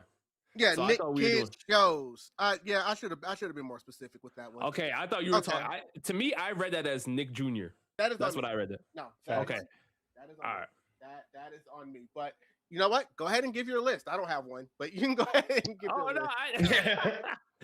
So like. All right, I guess for kid shows, again, you gotta have Dora, right? That's the initial. Everybody has to have Dora on there. At number 2, I think Blue's Clues should stay here. Blue's Clues, like people still love Steve to this day, right? Still want to hear from Steve from this day, and it's like. It has such a chokehold on our childhood from like if you're a 90s baby to like an early 2000s baby, like Blue's Clues is for you. That's for you. Now for this next one, because this one was kind of tough, right? I was looking at it and I was like, Teletubbies, I know it went crazy during our time, but I'm like, I don't know if it still has motion right now. Like, I don't know. But during our time, like Teletubbies was massive. So like I kind of tabled that for a little bit. Paw Patrol is new gen. We didn't grow up on Paw Patrol at all. But for the new gen, for the younger kids right now, like Paw Patrol is going crazy. It literally, I think it's getting a movie too. Mm-hmm. Like no lie, like Paw Patrol is getting a movie right now as we speak. So I think out of those two, I think I'm gonna include Paw Patrol just because it's like a new gen breakout. It's basically it basically has like Dora motion right now for the younger generation.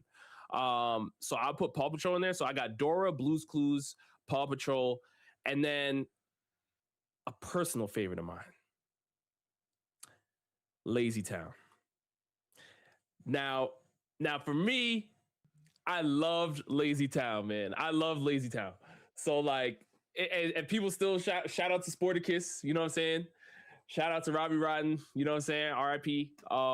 But we like if you were tapped in on Lazy Town is fire, bro. That's a throwback show. But so that's my four for like Nick Jr. and stuff. So I have Dora, Blue's Clues, Paw Patrol, and then Lazy Town. Okay. The funny thing is, because like I said, it was my fault about the misinterpretation, so I didn't have a Nick Jr. list myself. But as you were going, I was putting a Nick Jr. list in my head, and you pretty much hit it. Ooh, dang. Okay. 2 for 2, baby. 2 for 2. Let's Because go. I was a Lazy Town person. Yeah, me too. Yup. Loved Lazy Town. Loved Lazy Town. Damn. Okay. So I guess I'm gonna ask this before we go forward. Did y'all do a Nick Jr. one or did y'all do a Nick live action one?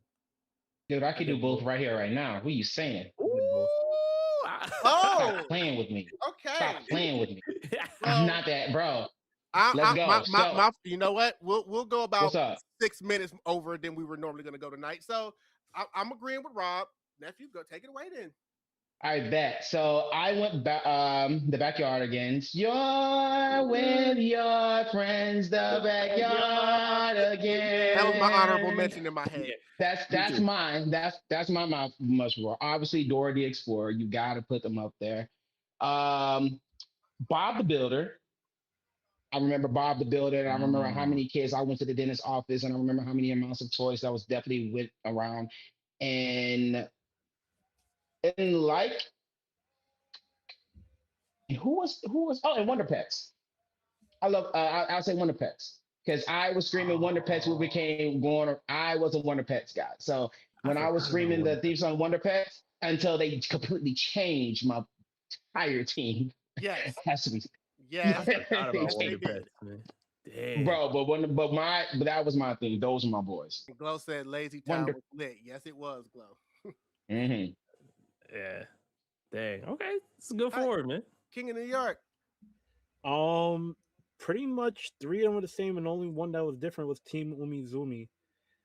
Team Umizoomi was definitely my nephew's favorite one to watch, so I was there sitting and watching it with him. But other than that, Blue's Clues, Dora, and Paw Patrol. Yeah. Well, Paw Patrol. I almost mentioned Wiggles, but I forgot Wiggles was a Disney. I almost said Wiggles. Yeah. That's what I'm saying. The Disney, Nickelodeon, I mean, they usually have like similar things, like Handy Manny, which I still don't know how that title was greenlit for a title. Yeah, nah, I'm gonna leave Handy Mandy alone. Hey, look. I'm Handy Mandy. Oh, Handy, you're so Mandy, right? Man, look, a Handy Mandy sounds like something you're trying to do when you're trying to get dirty, but you know what? Disney, so whatever. Nickelodeon live TV shows. Okay. I will go ahead and spin the block and come back to you, nephew, and you can start this one off. I'm sorry, in the live teen shows? Yes, Nickelodeon. Okay. I'm sorry, I couldn't hear you a little bit on my end. Obviously, y'all already know how I feel. Drake Josh. Drake Josh is obviously is going to be up there. Stop plugging playing. I'm going to talk about my Drake Josh. Me and my uncle had a one-on-one life lesson at his house talking about Drake and Josh, and he knows my favorite scene is the treehouse scene when Drake forgot to make the door. Like how? And one of my honorable mentions of the episode is when Drake and Josh had the definition of "I'm done." That was mine. I'm not mad. I'm Dang, done. that was He said, mine. "Bro, I'm not Josh even heavy. finna yell. Yep. I'm not even finna do none of that. That was I'm mine. just done." Mhm. And that taught me how to like maintain your anger no matter what other bullshit, because Drake was on that bullshit so many times when Yep. it came with Josh. And that when he finally really needed him and he was not there, he was like, "Bro, I'm done." Yep. And that's when we finally Drake finally admitted how much he needed Josh. And that's what I was like, It's like, I'm done with you, man. Yeah. That was real. that was my one. So obviously Drake and Josh. All that, obviously, you got to put all that. Definitely got to put all that up there because that was one of my things. I love the all that. It gave all of the stars that are rising, the shows going on. Each star had their opportunity to chance. I but I would like that. Nah, Ned Declassified School Survival Guide. That was for me. I was a big Ned Declassified School Survival Guide. That was for me. And I wasn't a Victoria's guy, obviously, but I will say iCarly. Mm-hmm. So yeah, those would be my four. And I know there's others, but I wasn't like, because you know, you can have the Zoe 101 stuff, but Zoe 101 for me wasn't really that, because I wasn't that person that was like, I was ready to go. I was more of like, okay, let me get to my iCarly. Like that was me, because after Zoe 101, iCarly came on right after that. So I was like, come on, hurry up. And then Big Time Rush came. I love it. I love it. I know since Rob, you didn't know this one was on here, I'm gonna go to Jasirii next to give you some more time to think about it if you need some time. King of New York, you're up. All right, Nickelodeon live TV shows. Well, definitely since we can now, Keenan and Kel. That's definitely number one. All that was the beginning of. It was the beginning. I'm not gonna front. It was the one that got you hooked on like cocaine. I ain't gonna lie. Then I'm gonna have to throw iCarly on there, and then Ned's Declassified Survival Guide, and then honorable mention will be Are You Afraid of the Dark? I don't know if y'all remember that show, but that was a throwback. That was the I'm getting scared before I actually get scared of TV shows. Have y'all ever heard of that or nah? Not gonna lie, no. I have. I never really watched it, but I heard of it. Okay. I'm not. It was the closest thing to the graphic. It was like Goosebumps, right? It was kind of like the Goosebumps type. Yeah. Thing. Yeah, it was like that. See, I know Goosebumps. I didn't know that. Yeah, I'm sorry. Yeah, because Are You Afraid of the Dark was originally like, yeah, it was the era of horror. Okay, so like I said, I'm letting Rob go last just to give him some chances here. Our lists aren't really that far off this go around, so that just goes to show you the heavy hitters that Nickelodeon really has. So Drake and Josh, of course, Drake and Josh is just is like, and for me, which is where a little difference is going to happen. I actually debated whether I was going to put on Drake and Josh or Keenan and Kel. I did not put them both.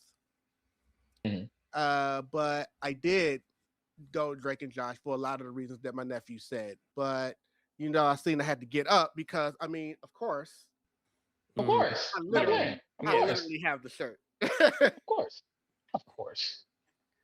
And, you know, I loved Keenan and Kel. I mean, look, I used to drink orange soda, bro, and I still think I blame Keenan and Kel for that. Like, I blamed Keenan. I don't really drink sodas anymore, but when I did, it was orange soda. It was. Who loves orange soda? Drell loves orange soda. Yes. So, you know, and also iCarly. I'm like you, nephew. Like, when it comes to Zoe 101s and Victoria, I wasn't even that big of a fan of Victoria. I liked Victorious. I didn't love Victorious. But I also know that I have to understand impact as well as my personal favorites for my criterias. So I have all that. I have Drake and Josh. I have iCarly. And it's funny, Jasirii, that you said what you said, because my fourth one is Are You Afraid of the Dark? Oh, okay. Listen, you had to be there. Understand. You had to be there. Literally. On Snick. Like, not even Nick, on Snick. And it was literally Nickelodeon's Goosebumps. Yes, it was Nickelodeon's Tales from the Crypt. Like, it was that was Nickelodeon's version of that, and it was a time. Damn, I watched Goosebumps, but I never watched it. All right, so for me, that's a solid 4. It's pretty much very close. I got all that. Keenan and Kel, we already know. You guys said it for me. Drake and Josh, you guys said it for me. You have to have them there. iCarly, you guys said it for me. Have to have her there. And then lastly, I don't know what's going on, but there's been some Zoe 101 slander going on. This is, to me, I rocked with Zoe 101. Hey, you got it. I wasn't a big fan. I'm gonna be real. Zoe 101 them characters was pissing me off on that show. I ain't gonna lie. Zoe Them 101 characters was pissing me off. It was too many love affairs, too many things going on. Nobody didn't want to admit their feelings to the end. Like, get to bro, come on. Like, let's get there. Pace, man. He had heart. Stop. You know, stop milking me. Get to the point. Look, hold on. They're teenagers, right? Mm-hmm. And when you get to a point where Zoe moves away, she's gone. And then there's accidental live stream where you find out where he reveals how he felt about Zoe. And because of that, she comes back. Come on. Come on. She comes back. She went off for her education. And because she found out how he feels, that makes you come back. And oh, by the way, she said, "Pluck school. I'm going to my man." That's real emotion. Like, what is this triangle love affair we got going on? Nobody would admit nobody's feelings, bro. Look, I don't know who these. I know who their parents are because I watched the show, but I'm not going. Hey, can I move across the country because I want to be close to Zoe? No, son. No, you can't do that. No, you cannot. You are a child. Your education. What are you talking about? But then, hey, Mom, Dad, can I move back because I know he loves me? No, daughter. No. So if he comes back, Carly had his sympathies, bro. He moves there. And then he says, well, I can't come back because we're enrolled now. And he says, you know how I had to beg my parents to let me come here? They're not going to let me come back now. So now he's over there, she's over here, and she starts dating somebody else. But listen to the new song, though. The problem. That's, you know what I'm saying? Not a problem. And the joke is on you. I just wanted to throw that out there. Number one, just for a quick rant, but also number two, just to show you, Rob, that yes, I did watch Zoe 101. I wasn't one of those people that was just like, oh, it was there, I didn't watch it. I watched Zoe 101. No, trust me, I gave points. You definitely tapped in. Degrassi. There's a couple of them. Oh, but respectful. We're sorry, Rob. Like we're sorry. We're so sorry. We didn't. Zoe 101 also. Zoe 101 also has one of the most egregious things Dan Schneider has ever done in Nickelodeon shows. Yes. Yeah. I'm not even going to mention it here. So we already did Nicktoons. So we go on that Cartoon Network. Man, let's go. Yes. Okay, now we can talk. This is the one we want to talk. This is the round. This is the one everybody's going to be on different. Only a definite. I feel like everybody's going to be on different ways. Yeah, I like this. This is going to be a modern warfare. Let's go. There's so much history. It's going to be all over the place. Oh yeah, let's go. I am starting with the King of New York. Oh man, here we go. Listen. Wait. Before you go, Jasirii, let me just clarify with Drell.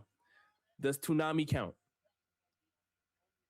No, that's anime. Okay. All right, we're good. All right.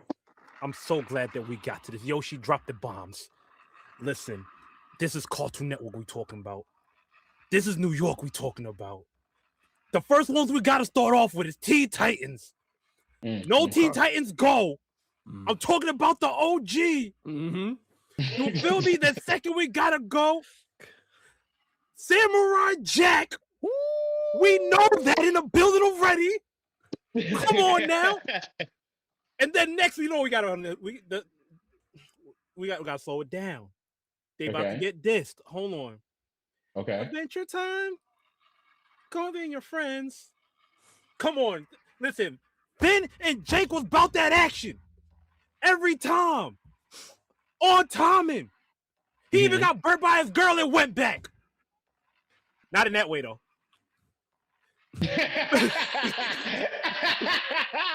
Brother. Listen.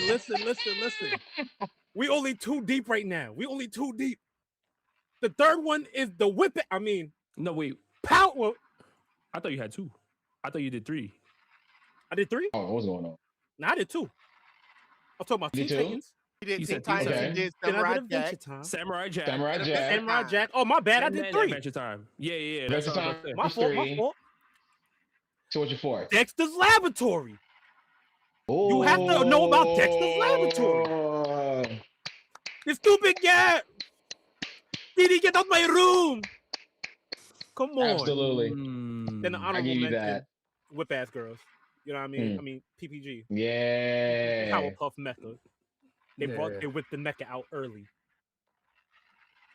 Thank you, Yoshi. And for anybody that just wants their daily dose of education, yes, they really were originally called the whoop ass girls. Anyway, I am going to Rob. Come on, Rob. Come on, give us something.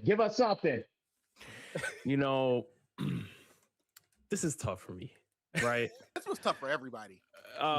Yeah, because There's so many. There's so many. There's a list that is the list for the network. And then there's a list that's also more personal to me, but I also stand with the list with the network. So for me, what I'm going to say is I'm going to start off my list with Ed, Edd n Eddy. Oh, come on. Ed, Edd n Eddy, I feel like out of all the Cartoon Network shows, to me, it's still like I can watch it right now. I'll still be down laughing. Like I love Ed, Edd n Eddy so much. I wish there was more. I think the way it ended was beautiful with the last movie where we finally get to see Eddie's brother and like, yo, the whole cul-de-sac coming around. Like, yo, what? Ed, Edd n Eddy is fire to me. Next up, I agree with Jasirii on Teen Titans. Teen Titans has to be here. I love Teen Titans so much. What it's done for the superhero genre, blah, blah, blah. Facts. After that, this is where it gets so tough because even as I'm saying this, you guys right now, I'm looking at my list and I'm like, really, should I keep this here or not? And oh man. Okay, so I have Ed, Edd n Eddy. I'm Ed, Edd n Eddy, right? I'm Teen Titans. Oh, I want to go Samurai Jack so badly. But part of me is also saying Kids Next Door. Oh, I felt that. That was a hard decision. It was a hard decision. I'm like, I think I'm going to go Kids Next Door. Respectfully. Respectfully. And I love Samurai Jack. But to me, Kids Next Door had a chokehold on my childhood. Like, I literally, like, I think in terms of like world building, like, Samurai Jack had like the good like hero versus villain story with like, you know, Jack, Aku and all stuff for 100%. And peak action, it was basically like, you know, anime adjacent. But I had Toonami for that. So when I'm looking at Kids Next Door, like it brought a little something new. Like, you know, we obviously have number 1 through 5, like super fire. But then it was creative, like how they came up with like weapons like kids would use, and you know they would collect boogers and do stuff. Like, yo, it's crazy the creativity that was in Kids Next Door. Like, and then you had like the teenagers, you had the kids, you had the adults, you had the delightful kids from down the lane. You had like Kids Next Door to me was fire. So I'm gonna go Candy, and then next, I feel like my heart, right? My heart says. And I'm not listening to my heart, but I'm just going to tell you what it says. My heart says Code Lyoko. But the right answer is Powerpuff Girls. I'm going to go Powerpuff Girls. I'll take that answer. Powerpuff Girls. Welcome down. Okay. What Powerpuff Girls did for the network. I'll take that answer. Incredible. In my opinion, I don't think you get a Totally Spies. You don't get all these other, like Powerpuff Girls really kind of set the groundwork for those types of shows, and the action in Powerpuff Girls is there, and they're so iconic. Like just having like just trios in general, you gotta you got to talk about them. So I really, really love Powerpuff Girls too. So that's my 4. It was tough though. I'm sorry it took a while. That was a tough one, but y'all not missing. Y'all not missing. You guys are not missing. Yeah. Y'all not missing. Such a variety, man. And let's see if we can continue not to miss. Nephew, you're up. All right, cool. So I love how both of you guys mentioned this, but my uncle knows where I'm going because practically he raised me growing up. So he knows my list. He already knows this. Obviously, Ed, Ned, and Eddie's going to be up there, right? He already knows how I feel about the Kanker sisters. He already know I laugh. My favorite episode is when Eddie, when Ed literally had the whole neighborhood liking him, and he started walking around like he's that jabby guy. We're like, yeah, and then the Kankers just came down to shut it all down. Or the episode where the Kankers literally ran through the street and beat up everybody down over shipping a bottle. Stop playing with them. He just Stop playing closed with the them. door back on him when he saw the cake. Bro, what? W opened it, turned around, looks back, and then she said, "You got something that we bought." Good Lord! yo, oh my I god. love that episode. too. Obviously, that. Real quick, Aaron said before I revisited, Kolyoko felt like a fever dream to me. Anyway, continue. Oh, absolutely. That French cartoon that went off. Mhm. Oh fire. So, obviously, you know, there's a certain cat and mouse that's been popping off in cartoons. This cat and mouse won awards. Emmys, by the way. So much that it's close to the not the mouse, the Bugs Rabbit himself of his eye. And this is the smoothest cat I've ever seen in the entire world. I mean, a cat walked up and put a mouse in a cigar, rolled it up and smoked it and puffed it and said, howdy. I'm talking about a man went out and screamed, is you is, or is you ain't, my baby, Tom and Jerry. I'm talking about Jerry called up his New York cousin to come down to the house and said, hey, cuz, this cat's fucking with me. Well, let me show you how you mess with these type of cats. Ran up and just saw them drink the milk, spit it back at him, and just beat the dog just because. It's just too good. Yeah. And obviously, this particular dog has been running around with Mystery Inc. They've been solving clues over and over. And they had one of my favorite bands. Well, you could say a duo, but it kind of was like a band to me. But Outkast, when they had the Scooby-Doo movie going on. We had so many iconics of Zombie Island because the soundtrack of that was fire. Cyber Chase.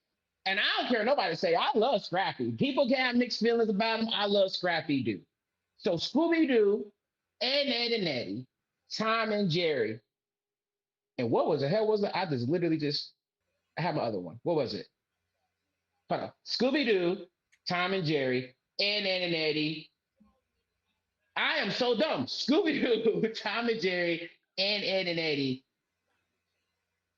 I am dumb right now. I have my fourth. Where did it go?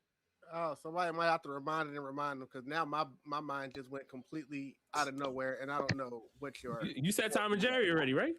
Yeah, Tom and Jerry. No, I said Tom and Jerry, Ed and Eddie, Scooby-Doo. Maybe I did not get my fourth. Maybe I didn't get my fourth.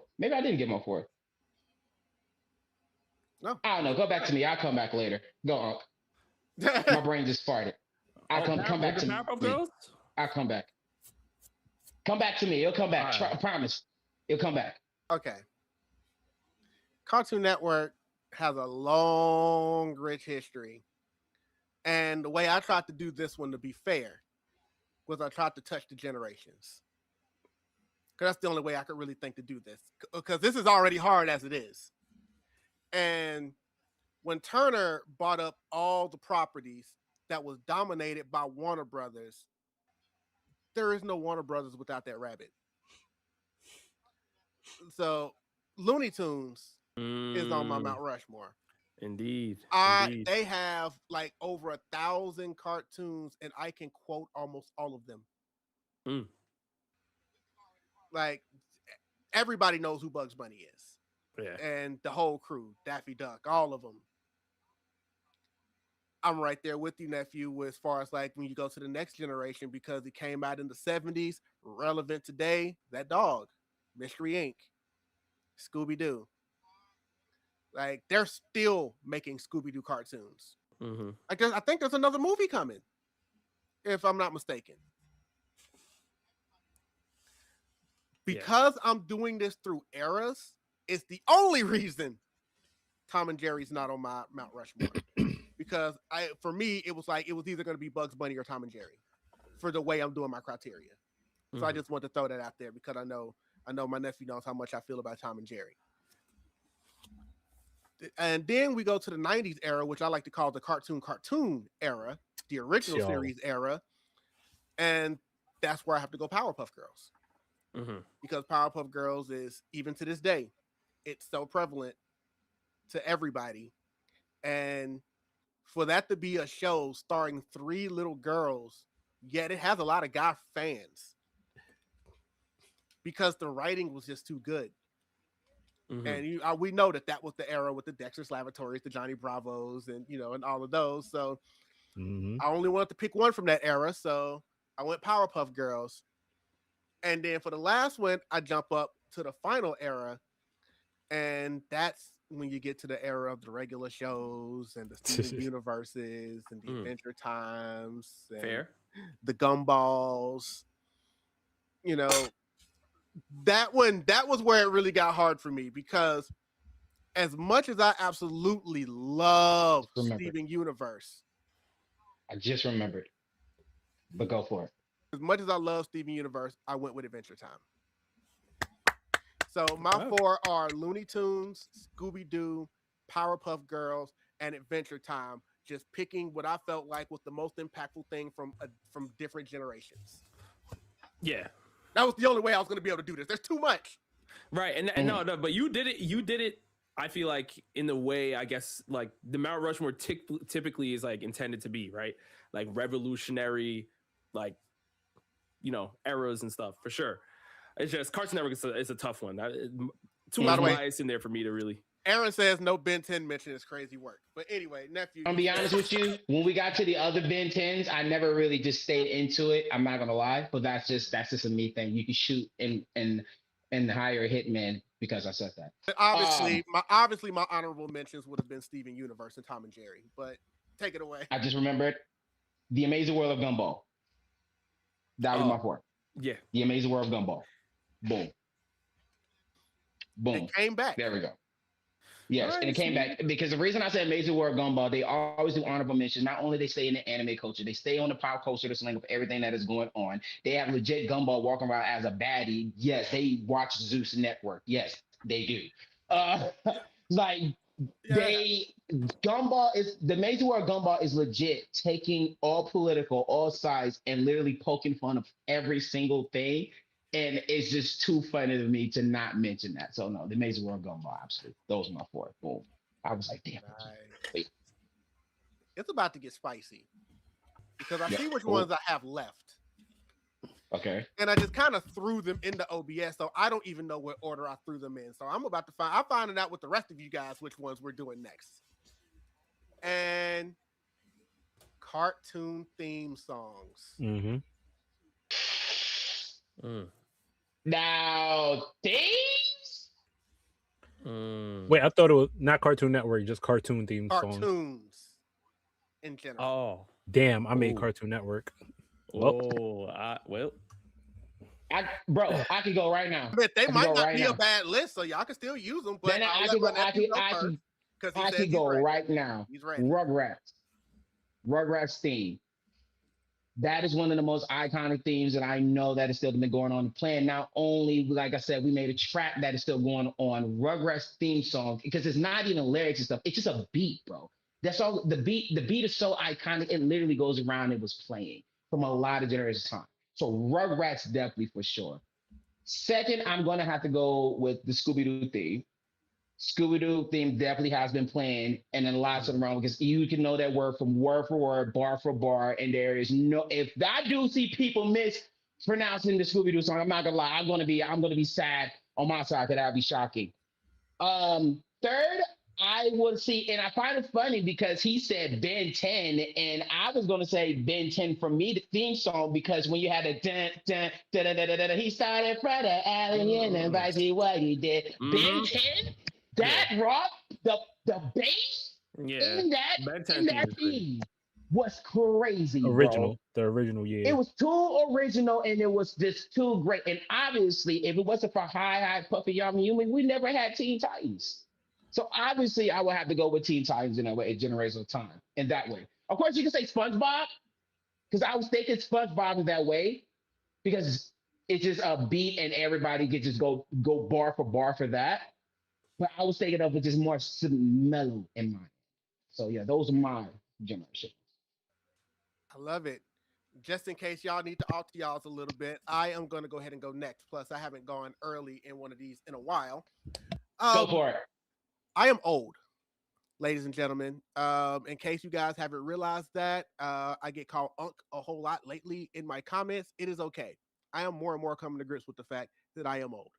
I bring that up because my stuff is going to be more old school heavy, not necessarily because I don't like newer cartoon theme songs, but because I feel like shows have been kind of getting away from the essence of what a cartoon theme song should be. So I just a lot of newer cartoons, I'm like, their theme songs are fine, but are they going to stand the test of time? Because nowadays they'll just like throw up like a 15-second beat, put the title up there, and then just go straight to the show. And it's like, okay, y'all are yeah, right. It's like whatever happened to the theme songs of the Disney afternoon, like and all of those. Which, by the way, we don't have a chowder no more. Yeah, a good thing. So he takes the moon and he takes the sun. if you want a thing that you'll probably be surprised with me, nephew, is I just said Disney afternoon, and none of them are on my Mount Rushmore list. So I don't have DuckTales, I don't have Rescue Rangers, I don't have Darkwing Duck. You don't have DuckTales? Ooh. I don't. Yeah. All right. But there are so many cartoon themes. So I'm gonna go ahead and start. There, like you said about Rugrats, about how it just got that iconic theme. Well, there's another theme that doesn't have lyrics to it that not only a lot of people know, but it's been going and going and going and going, and that's The Simpsons. So deep pull. Okay, I am I give you that one. That's a good one. 40 years almost of that theme song. Like, it's still around even today. The next one, I am going old school only because to this day, even in newer stuff, it still gets remixed. And that is the OG Spider-Man theme song. Spider-Man does whatever a spider can. You still hear it in their scores when they still put out Spider-Man movies. Like, that is there, which means it's always gonna stand the test of time. Then, one of my favorite cartoon franchises of all time, I have literally everything in here. I am going Ninja Turtles, 80s version. Teenage Mutant Ninja Turtle. Ninja Turtle. Y'all know I'm a huge Ninja Turtle guy. I got Ninja Turtle stuff all over this place. And that theme song was just ridiculously catchy. Everybody knows it. For my last one, I'm going X-Men. Oh. Okay. All right. I need that. Simpsons, Spider-Man, Ninja Turtles, X-Men. Fire. I need that. That's a good list. Fire. That's a good list. And I'm going to go to Rob. All right. I don't think it's impossible to really have a bad list with any of these. The harder part is trying to find out what's iconic, but then what also sounds good. Mhm. And some shows are iconic, but they don't have standing themes, and then some shows aren't as big, but their themes reign supreme. With that being said, VoQualz, I'm gonna back you up with Scooby-Doo. I think Scooby-Doo, where are you? Come on, everybody knows. I love Scooby-Doo, and it has the staying power. It's still iconic. Love Scooby-Doo. At number 2, I think you have to go SpongeBob. Realistically, even if you hate SpongeBob, you know the theme song. Everybody knows the SpongeBob theme song, word for word, bar for bar. We all know it. It's been ingrained in us. So I feel like that's another one that has to be here. These next 2 are, I feel like, lesser known, but I feel like their theme songs are still their theme songs, or at least people will still know them. So I'm gonna go with Proud Family. I'm so glad. Rob got the black people like, yes, Rob, yes, Rob. What you mean? What do you mean? Rob got the black people standing up in the background right now. What? Proud Family theme song is a banger. Still to this day, still is a banger. Yes, it is. Yes, it is. So I love the Proud Family theme. And then lastly, this one's a super, super random one, but to me, when I was thinking of cartoon theme songs, it actually was like one of the first ones that popped into my head, and I was like, I gotta put it here. The Animaniacs. Yo, Everybody knows the Animaniacs theme song. That's like, crazy. Even if you didn't watch it, you know it. You know what I'm saying? You know it for real. So it's like, and if you play the game, it's a fucking ass. Not like ass, like it's terrible, but it's like difficult as fuck. Yeah. That's what I mean. Animaniacs was on my list of considerations. Yeah, it's a tough one. That's tough. Tough. Great mentions. Sure. You got Jasirii? Damn. Well, I'm so glad that y'all mentioned them, so now I don't have to repeat them, and I could go with something completely different, especially a Proud Family. So I'm a go generational. I'm gonna definitely throw Static Shock in there. Superhero Static Shock. Woo, woo.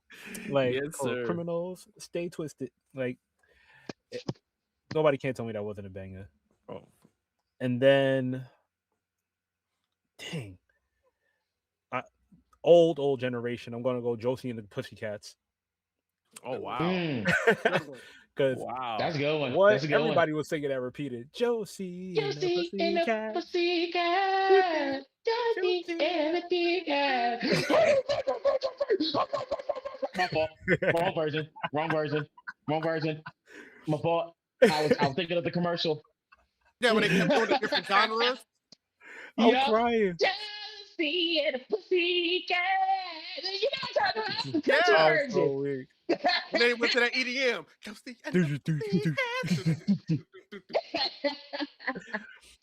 Oh man. Y'all can't be mad at me. I'm definitely gonna go Kim Possible. Okay. Call me, beat me if you wanna beat me. Yo, I ain't gonna lie, Jasirei's cooking right now. I ain't gonna lie, you cooking right now. Kim Possible You're cooking is on right my now. playlist when I door down. You're cooking right now. You're cooking. You're cooking. Dang. And then the last one I'm gonna go with is Fox Kids TMNT. 1, 2, 3, 4 turtles. My generation turtles. Yeah. My generation. For kids. Listen. Saturday morning. Yeah. They had to wake up early with a bowl of oatmeal, eating and watching the TV before you went to school at 5 in the morning. Right after Sonic X came on right after. Aaron said, did anyone say Pokemon, or does that not count? No, because this is not anime. They have their own list coming up. That's a fact. Yeah. How dare you try to mention Toonami in this conversation? Word, I almost say cowboy. And like, I see what you did there. We know about the criteria. Okay. we have our different criteria. I know the series gonna lean more towards the melanated stuff, which I'm not mad at. And all the things I try to go more iconic. Like I almost put the Jetsons theme because it's the one cartoon theme song that actually charted on Billboard. Mm-hmm. When Jetsons came out in the 80s, it actually was on. It was on radio stations. That's how big the Jetsons theme song was. Like just out See, of I was nowhere gonna. too. I say honorable mention for me would be Flintstones because the Yeah, Flintstones were a good thing. but personally, That's a I would fact. say Flintstones more than Yeah, Jetsons. I say yeah, Jetsons was actually on the Billboard chart. yeah. But it might be eyes on your own paper. We're gonna find out real quick, Aaron, because now we are gonna go into anime themes.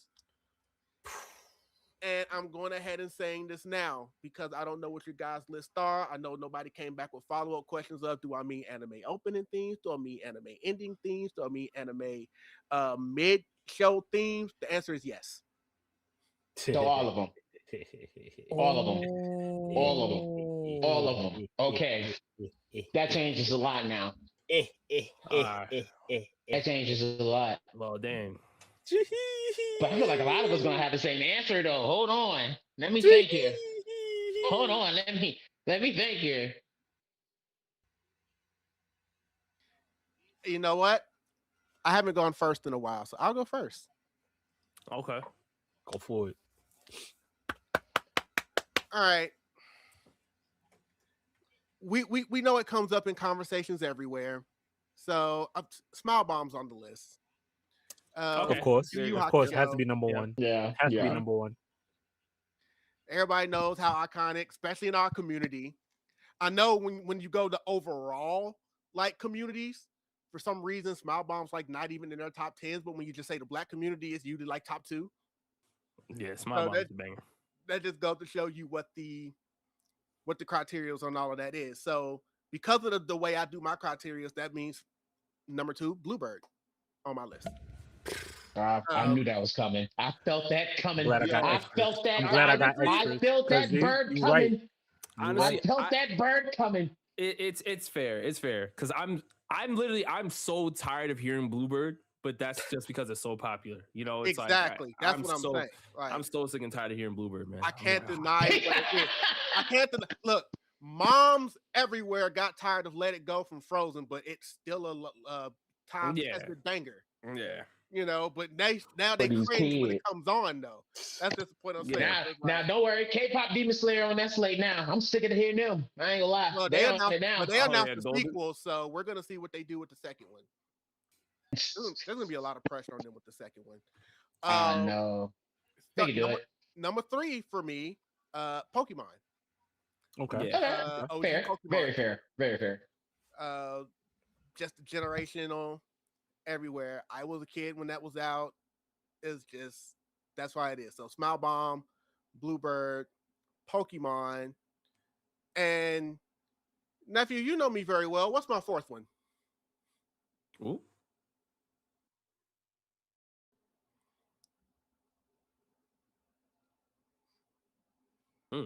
What was your list one more time? Smile Bomb, Bluebird, Pokemon. Gotta catch them all. What's my 4th one?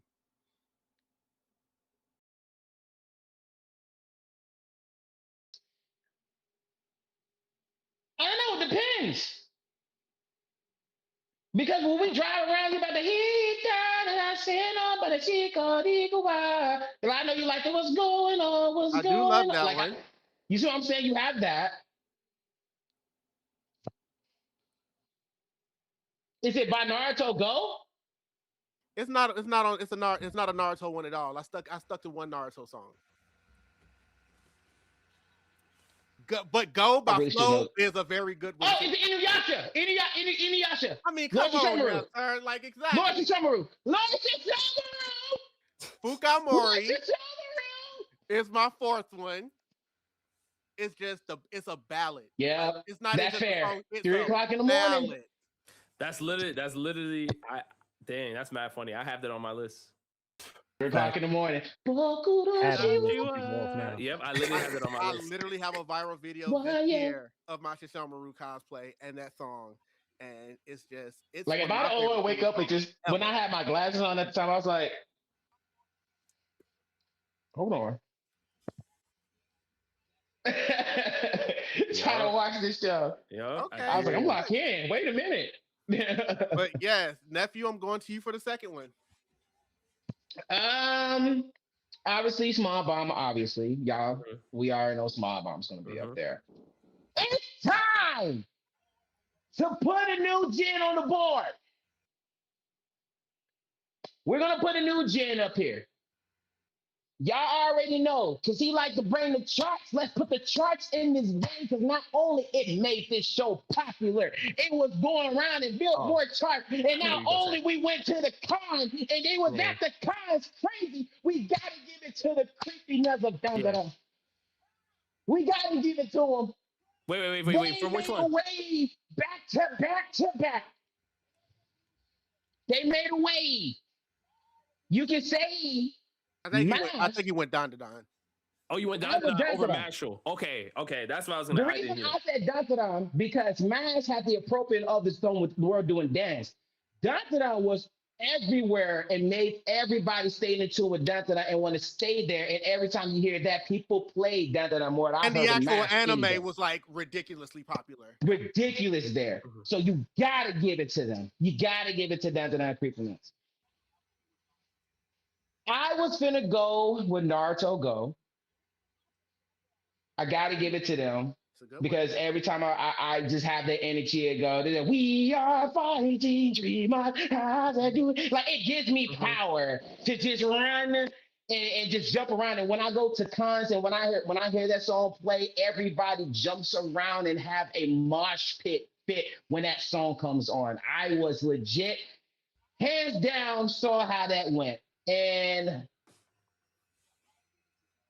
the fourth one,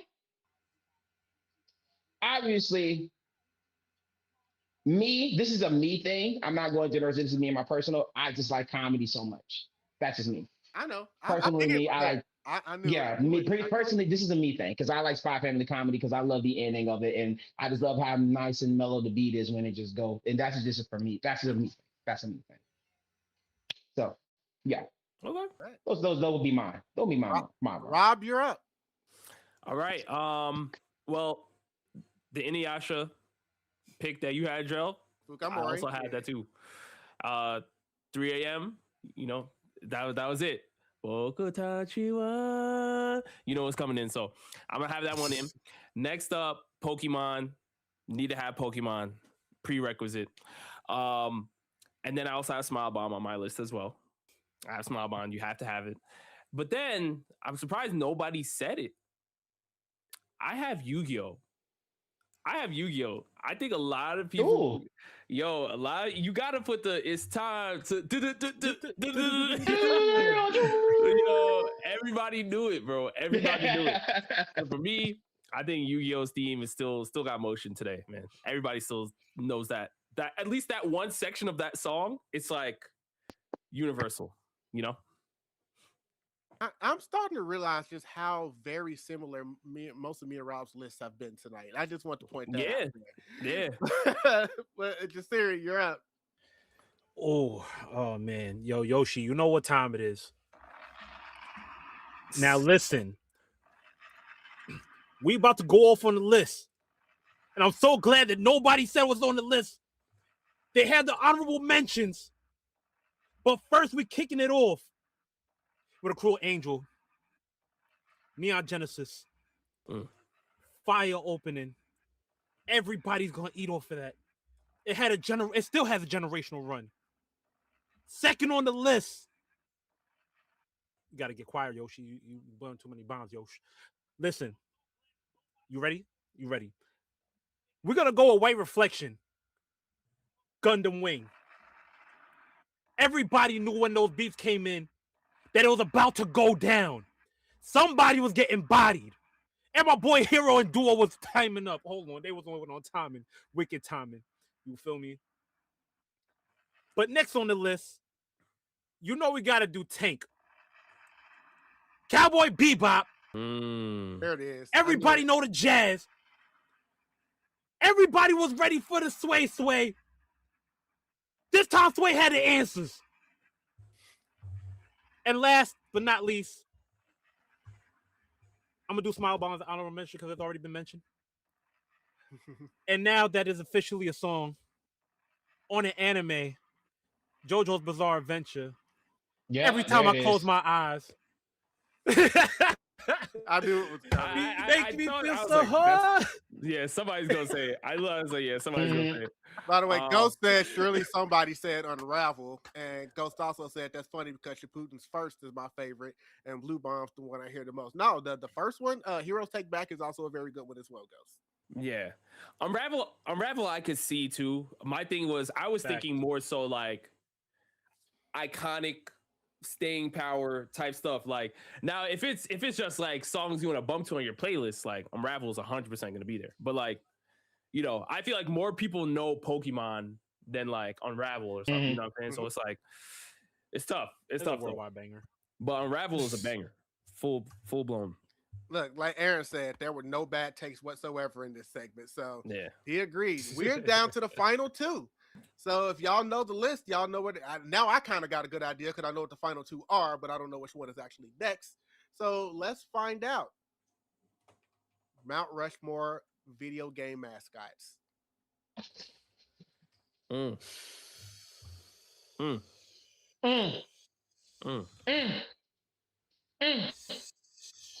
Where you at? Come here.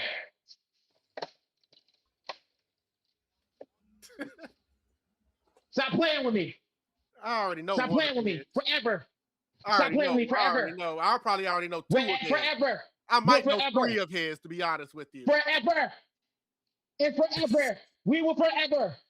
We will rise. All right, sir. Nephew, you're kicking it off because you can't have that energy and then sit down. We will rise. From the top. Stop playing. Y'all already know the fastest thing alive. Come on, man. The fastest thing alive. Come on. Y'all know it. The blue hero with the best friend Tails and an echidna. All right, we gotta bring out the Sega. Come on. Sonic was one of the great franchises when it came with the mask. Stop playing. Stop playing when we already know it. When you know Sonic, you see Sega, you see the face, you see the point of the finger, you know it.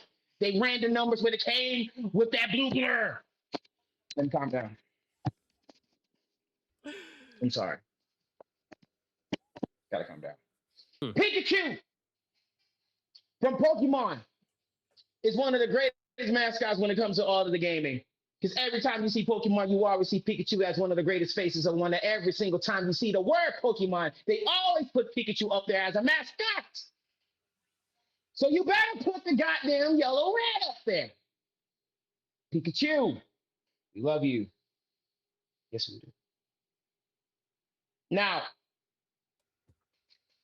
when you mention about others, I'm going Kirby. I knew you were going there. I'm going Kirby.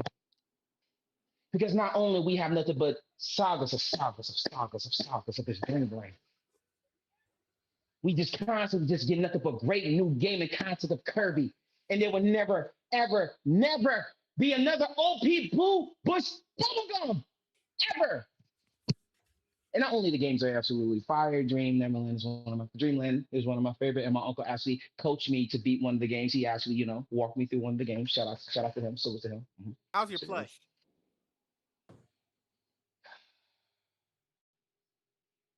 So life, when it comes to this next game, obviously it'll be disrespectful to not to put him because I always recognize the ball, and I can't act like I never played the game. Obviously, Mario. Okay. You got to give it to the Mario. You have to give it to the plumber. I was getting nervous. You have to give it to the plumber because not only you have the Nintendo 64 with the franchise, with all of the games, you have the Run of the Star. You have the Nintendo Game Boys when it came with him. Everywhere, Nintendo itself is Mario. You understand me? Mm-hmm. Nintendo itself is legit Mario. So those are my gaming mascots. Obviously, you could be like the others, but I know what my other peers, because they're going to mention it before I do. But those are my fours. So you go ahead. Okay. W list. All right. I am swinging over to Rob. Rob, take it away. Yeah. VoQualz It'll got be 3. interesting to see how similar most people's are. Yeah. For this, I feel like we should have 3 of the 4 like all together. I feel like personally, and that 3 is gonna be Sonic, Mario, and Pikachu. They to me, I feel like when I think of video games, like that's it. Like Pikachu is Pokemon is literally one of the biggest franchises of all time currently right now globally, just money wise. You look at Mario with Nintendo, same thing.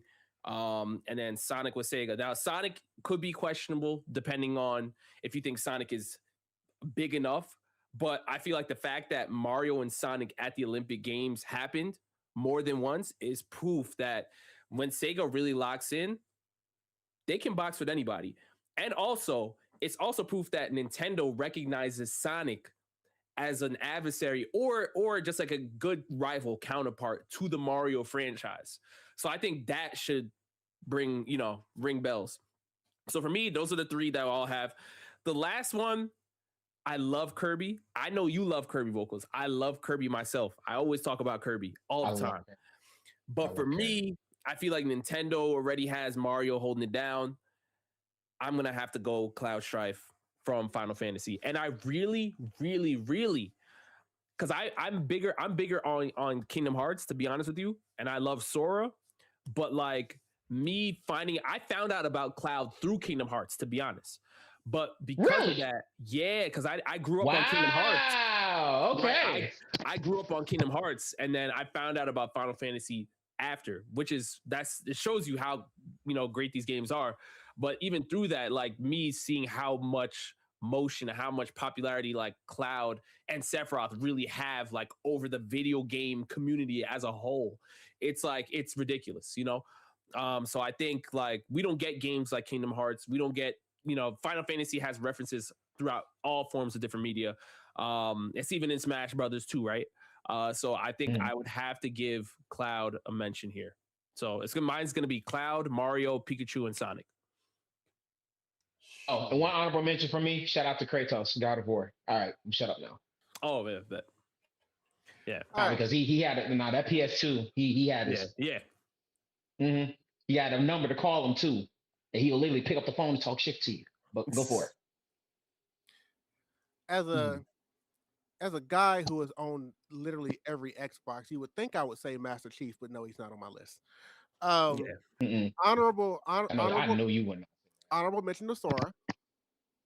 Mm-hmm. Definitely honorable mention to Sora.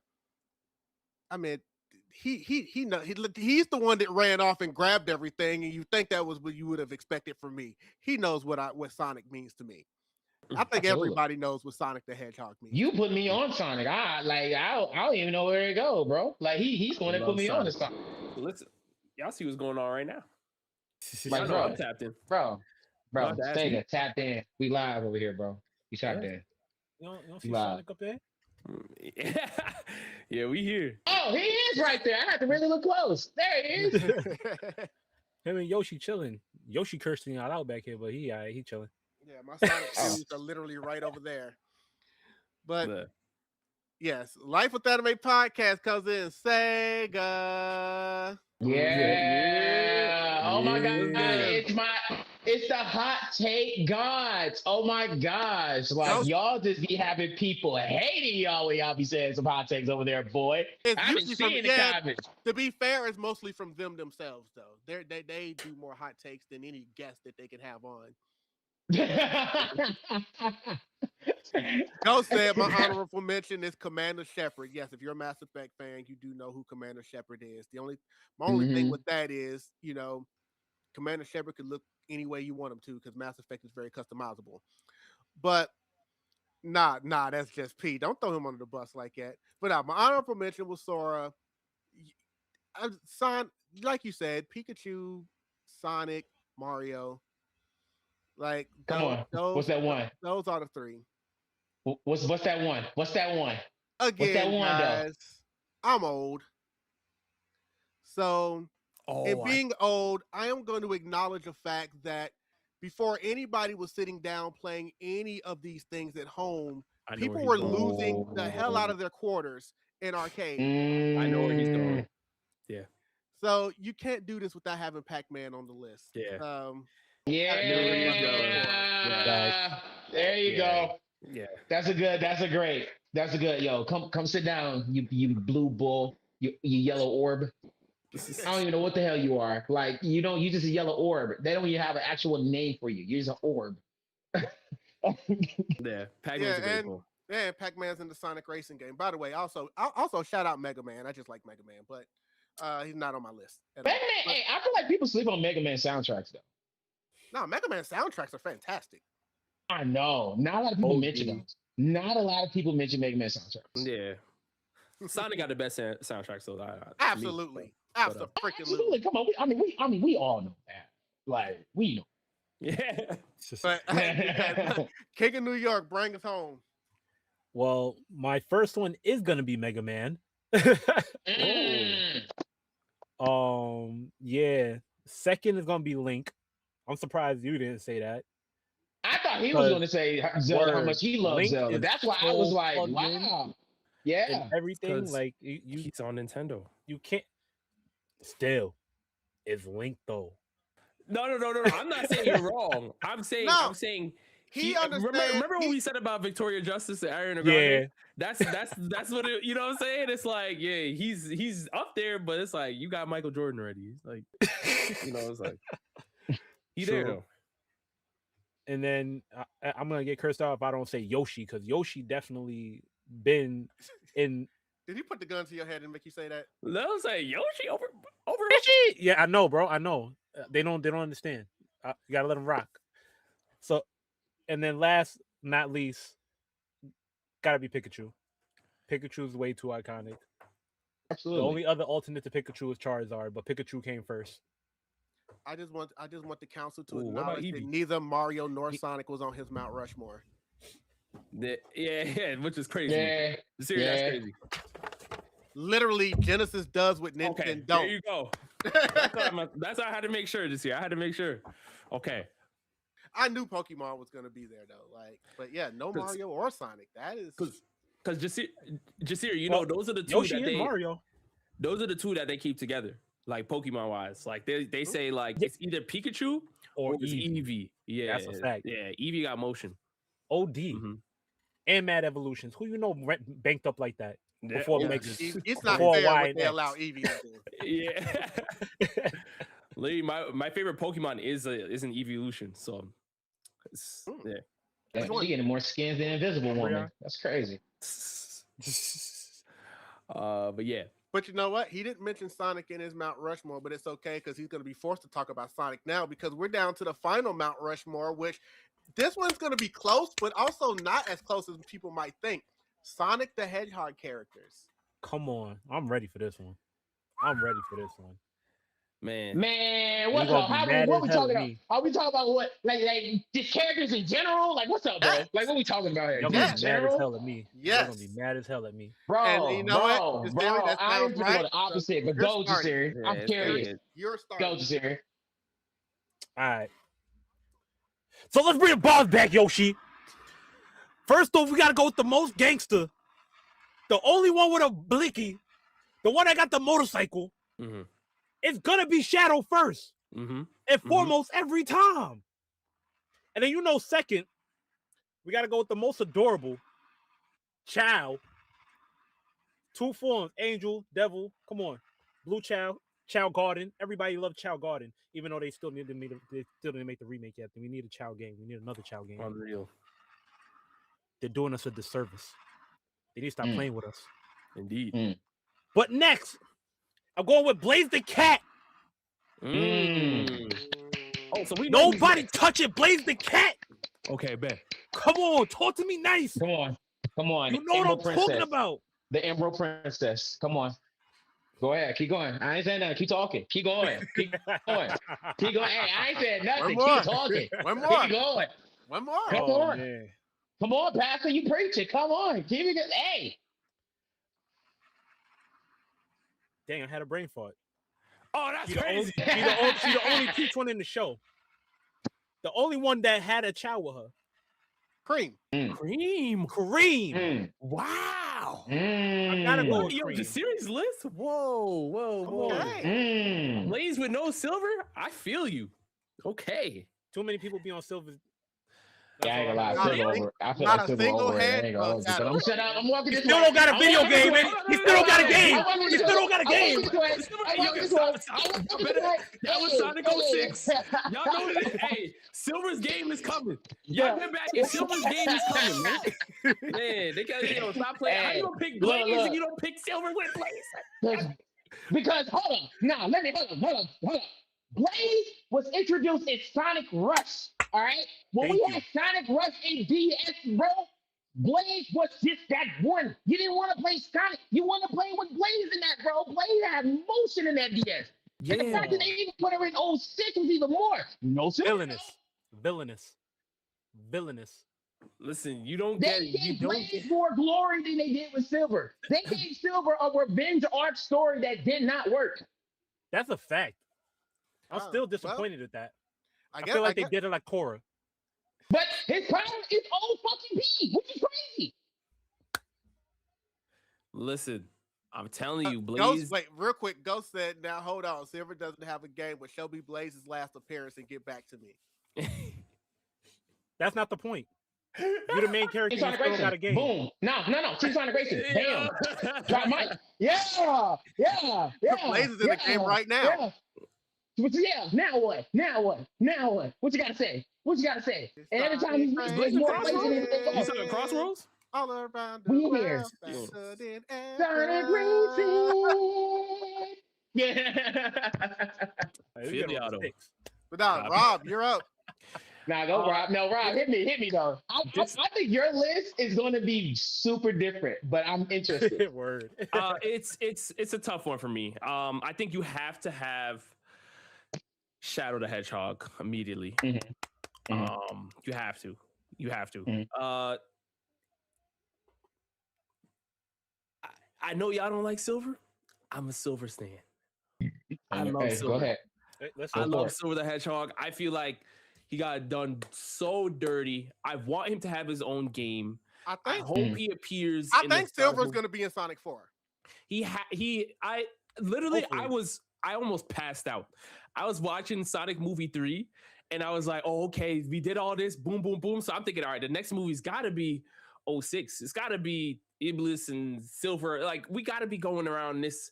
And then they showed Amy at the end, and I'm like, wait, and Metal Sonic, Sonic CD. Yeah, it's Amy and Metal Sonic, which is the movie and all. So I was like, wait, are they going that way? They're not going the Silver way? So I'm like, I don't understand how. I don't know where they're going with that. But did you see the teaser trailer when they were doing like the little characters and stuff? They kind of played like that little tune in there. They kind of gave people hope. It's like there might be some Sonic 06 representation in this movie. I hope and they talked so. about that there because I think there was. I don't know if it was leaked or official, but they were saying something about Amy might have even been going through time or something like that. Like some kind of time is represented in Sonic 4. And I said if there is, and then that little tingle, you might see Silver. You might see it because it's giving more Sonic CD than anything else. I ain't gonna hold you. Right, but just because that might be the main, it is. Just because that might be the main like stuff they grab from doesn't mean they're not going to grab from other stuff. Like the last one was obviously Sonic Adventure heavy, but they still had other elements. Mm-hmm. So Sonic, so I mean, yeah. So I hope you're right, Joe. I hope you're right. But you know, that's the tough one for me. So I have Shadow, I have Silver. My next one, this one is so tough. I think I want to go Knuckles. Mm-hmm. I love Knuckles' character, especially like I also just in Sonic Adventure 2, Pumpkin Hill, the theme, digging for Chaos Emeralds, like there's nothing like it. You know, there's nothing like it when you're playing as Knuckles. But then you obviously have Sonic and Knuckles, the throwback game, and Knuckles is like he's like the Zorro of the crew. You know what I'm saying? So I really love Knuckles. And then lastly, this one is super, super tough for me. I have 2 picks and I have to obviously pick one, but I have either it's going to be Tikal or it's going to be E102 Gamma. For me, I love Tikal and what she means to the story. And I feel like her story really kind of got written out of Sonic Movie 3 because I feel like when you talk about Master Emerald and the echidnas and blah blah blah, like that's Tikal's bag, and then they rug pulled it. But man, playing Sonic Adventure the first time and playing E102 Gamma's story is like, yo, that end is so sad. And like the whole time you're playing, it's like, it's so cool. You get to play as one of the robots that's fighting against what he was made from. You know what I'm saying? So I feel like both of those are really, really tough for me. But I might finish out with Gamma just to be a little bit different because I love those characters both the same. So I'll probably go Gamma. So I'm gonna go Shadow, Silver, Knuckles, Gamma. I'm not going to front. You definitely. I'm switching Cream with the call. I was like, dang, nah, that's a valid point. That's valid. I love to call. It's so close for me. It's so close for me, man. Because I really love to call him, man. But yeah. All right, nephew, it's your time to shine. All right, number one, first most, we're gonna put Metal Sonic up there. Oh, okay. Heard you. Okay. First off, we're gonna put Metal Sonic up there. Sonic Heroes, don't disrespect the boy. Don't disrespect the boy. The fact that he had to go in there and transform the way of how he updated of every single battleship and gather all of the animals, and we have one of the most hardcore theme song played while you are facing Metal Sonic. That's without limit. Mm-hmm. I enjoy every bit of that. In Metal Sonic, not only that, you had them in CD, and you had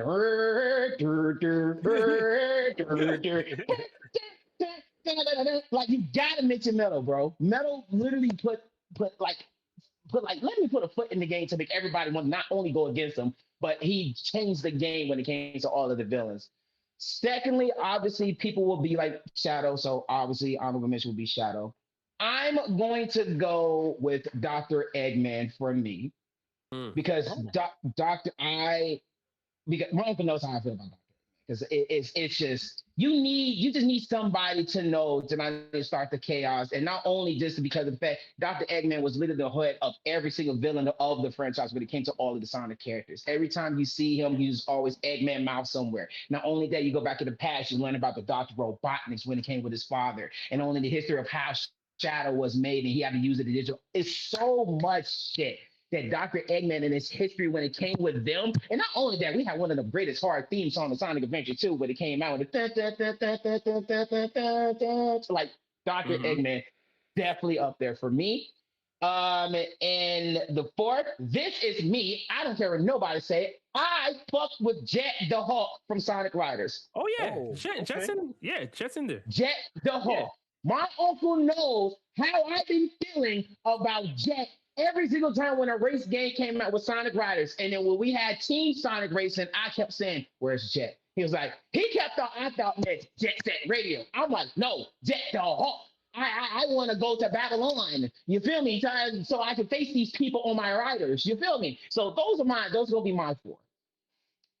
Okay, a couple of things. Number one, I do want to apologize earlier, Rob. That little note thing, it wasn't possibly teasing Silver. It was possibly teasing Chaos. Once I saw that, that's what triggered me. So that's what might actually be happening in Sonic 4, but we're going to see. Nothing's confirmed. Number two, I know my nephew well enough to know that people that he just names out there, I don't know if it's just because he thought it was too easy or not, but there was a two-tailed fox that I just knew was going to be on his list. So I was just a little shocked that there was no Tails representation. No Tails right now. No Tails right now. No Tails right now. Me and Tails motion? No, because right now, me and Tails are going through a bind. Not over episode of my backpack, and me and Tails just beefing right now. Okay, we're gonna let that go. I'm going through things with Tails. I'm not saying he's still not my favorite character. That's not what I'm saying. It's just me, and right now he just bummed down ever since what just happened recently. We've been beefing. He'll be back up, but just right now I'm beefing with his mile per hour of Tails. No, but he's right though. He should be on there, but right now we're beefing. But yes, I hear it. All right. So my first one is Chris from Sonic X. I'm just playing. I was about to be like, wow, you're rage baiting for real. I'll just play. It's like, nah. Of course, Shadow's on the list. Like, that's just gonna 4 for 4 that. We'll just get that out the way. Yeah. Shadow's there. Or Farmer. I mean, nice. And I understand that this is a Sonic character, Mount Rushmore, and nobody mentioned Sonic. It just is what it is. Like, yeah, I mean, Sonic lost his game. I was thinking, to He's me, no longer. honestly, I was like, Sonic is just. I love Sonic, by the way. I just felt like I'm like, yo, Sonic right. was around on his lonesome Whatever. from like 1991 to about 1999, and then like this Black Hedgehog came through and just stole his thunder. And I don't know what to tell you. Like, Shadow came through and became more popular than Sonic. All I know is when you got a game and a bike and driving around with a gun and you just literally have an arc where you could be evil and good and legit murder Eggman, it's a different story. Princess Elise is your number 2, right? Nah, that no, yes. Is wild. Yes. Wild. They were wild for 06 for that, bro. Nah. Mount Rushmore material. Nah. But nah, Shadow number 1, Eggman's number 2, man. Like, come on, man. And come on. Not only is he the baddie of the Sonic franchise, but in the games, especially early on, he didn't even care about throwing minions out there. Like, you got to the end, he was just like, I'm doing this myself. Like, he just tried again. And if you go by the early video games, I can make an argument that Eggman is faster than Sonic. I was waiting on you to say it. Catch him. Yup. He never did. That man was running fast as hell, and somehow he still never caught him. And at the end of Sonic and Knuckles, he literally chases him, and he can't catch him. What's that about, Sonic? I thought you were the fastest thing alive, bro. Hey, let's relax. You know, when you go in that Archie comics now, it starts getting a little nasty. You know what I'm saying? It starts getting a little nasty when you get into Archie comics. That's why I'm like, hold on now. You know, this man want to bring out Fleet. You want to bring out Fleetway Sonic and shit like that. Oh my God. Got some beats in there. I'll tell you. Eggman is my number 2. So my number 3 is Sonic in metal form. Yeah! Wow. Let's go! This metal Sonic Blaze is crazy. I ain't gonna lie. The fact that we're here, like we almost have the same list is like crazy for this one. Okay, keep going. I am so intrigued. Keep going. But nah. And then my 4th one is Princess Elise. No, I'm just playing. My 4th one is not Princess Elise, but it is in fact a princess. I need people to put some respect on Princess Sally's name. Yeah. Wait, did you say Sally? Yes. Yes. Put some respect on Princess Sally's name. Put some respect. Yeah. Sally's wasn't my honorable mention for sure. Yeah. Sally was there before that pink hedgehog popped up. And just made everybody forget. Which, by the way, fun fact, originally in Sonic CD, that was supposed to be Sally. Somewhere along development, they made it Amy instead. They just created Amy. But so because of that, the only video game that Sally technically exists in is Sonic Spinball. It's so unfortunate. And I'm sorry, listen, Sega, if you're listening, please, like, yo, Sonic has so many characters, so much lore, whether it's you want to go to comics. There are people out there that make Sonic OC's original characters and making movies and stuff. Like, I've seen on IG all the time, different types of artwork. Please make us a Sonic Adventure 3. I know y'all know everybody wants this game, and for the life of me, I can't understand why it's not in production. I don't know. I don't get it. We want the Child Garden. We want Sonic Adventure 3. We want the like Frontiers was kind of a step in the right direction, but it wasn't enough. The world didn't feel like a Sonic game. It felt like you took Sonic and threw him in Breath of the Wild, and I know what you're going for, but it did not work. Please give us Sonic Adventure 3. We have characters from way back when. Sally Acorn. You could even bring Fang from the Sonic Fighter game. You could go wherever you want to go. Just please make it happen, man. My fault. Go ahead, Drell. No, you're fine. I used to actually buy the Sonic comics when I was a kid. Like, so, like, when I say I'm a Sonic fan, it's like, no, I played Sonic, I read Sonic, I watched Sonic. I wore Sonic, like everything. No, I think they're just giving us like another generation's game though, because it's like they're gonna keep going to the well of what they know works. That's not a Sonic problem. That's a video game problem. Where when they Yeah. realize it's like, oh, well, we got this, but there's just so much lore and story that they're not telling. But when you start getting into the ins and outs of the behind the scenes stuff when it comes to Sonic, it gets messy. Like the entire that's why I said I'm debating going to the Sonic Expo in Atlanta this year. But the part of me that wants to lean towards I don't know if I want to go is just because I know there's drama that surrounds that con. I know this for a fact. I see it online, and that the Sonic community is I guess it's no different from any other community, I guess. But it's all in house though. It's in house, like with people who worked on Sonic and versions of Sonic. Like there's beef completely.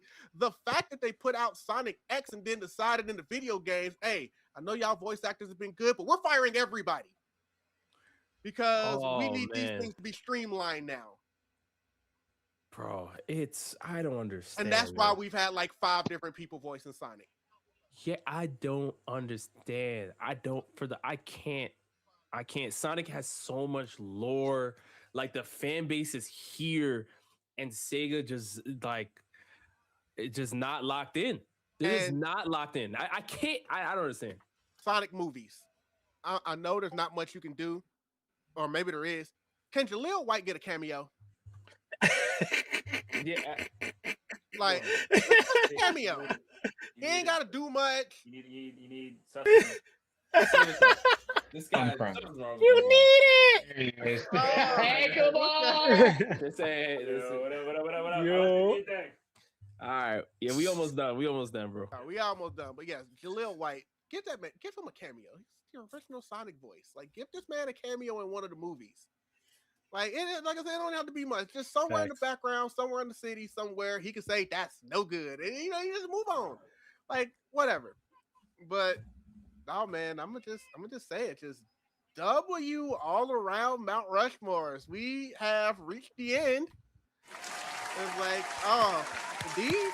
a lot of them weren't as far apart as you would think. There was some that was too much history there, like cartoons. So I get that one, but for everything else, they were kind of in line. So we're gonna go to the final question that we always go to with Rob, and that is, how are you feeling tonight? Just getting able to sit down and discuss all these different scenarios, hearing all these lores. Man, I think this was a lot of fun because we got to go back and revisit a lot of series and just a lot of even childhood actors and stuff in general. And that was a lot of fun, talking about Ariana Grande, Raven, you know what I'm saying? From anime, we went everywhere. So it was definitely felt like a good blast from the past type of conversation. So I had fun, man. Word. And I feel like all the lists were respectable. You know what I'm saying? All lists were respectable. So it was a good time. They definitely sounded respectful. And that's what we try to do with this podcast. Because we tend to heavily go into anime, but we're just nerd culture. We go into nostalgia. We were Nickelodeon and Disney heads and Cartoon Network heads stuff too. So if it was a part of our childhood, we're going to talk about it here on this podcast, guys. So that's just how that's going to be. Right. So with that being said, Rob, is there anything you want to say before we get out of here? Hey, make sure you guys sub up to the Podcast Is Real, man. Make sure your notifications are on. Show love, please. And listen, make sure y'all go to @King Drell's page. If you see Michael Jackson in there, any of the Michael Jackson posts, right? Yes. Tag the Michael movie on there on Instagram. Share it, like it, do what you got to do, man. Because if there's any Michael Jackson fan I know that needs to get an invite, it's Drell. I definitely appreciate that. He chose his last words to represent us, and I can't really ask for much more than that. Jasirii, anything you want to say before we get out of here? Everything that Rob said. W guest, thank you for pulling up. New York in the building. You already know the vibes. And we gonna be hooping tomorrow. We're gonna be putting up some motivational videos. We're gonna be putting up some anime videos and actually questioning. So it's about to go down. It's about to go up. Man, bro, we got to hoop, man. I was just hooping the other day. I was like, bro, this is so nice, man. I was like, I laced up my Kyries. I said, yeah, bro. Man, I want to hoop with y'all, man. We got to hoop. Facts. They I'm not going to front. I'm going to hit you up after this. So I'll come up to Vegas. Be like, yo, where you hoop at? Bro. Nah, we're due for another Vegas trip, but this time we got to make it more Rob and them heavy, and because we didn't get enough time with them last time we were out there. Big celebrity. Well, we know, like I said, another reason, guys, that we had to move this podcast to this week, which, guys, by the way, there will not be one this Thursday. This was this week's podcast, so you guys can definitely get Thursday off. It's because Rob is a big deal now, and he is committing to his own streaming on Thursdays because, as he said, the boss said so. So, what the boss wants, the boss gets, and that's very, very smart. Streamer now. Streamer. Yeah, he's a streamer. He's adding that to his list of everything else. Mm-hmm. I'm sorry, I cannot hear a word that is going on. It's y'all just literally just DC from me. Okay.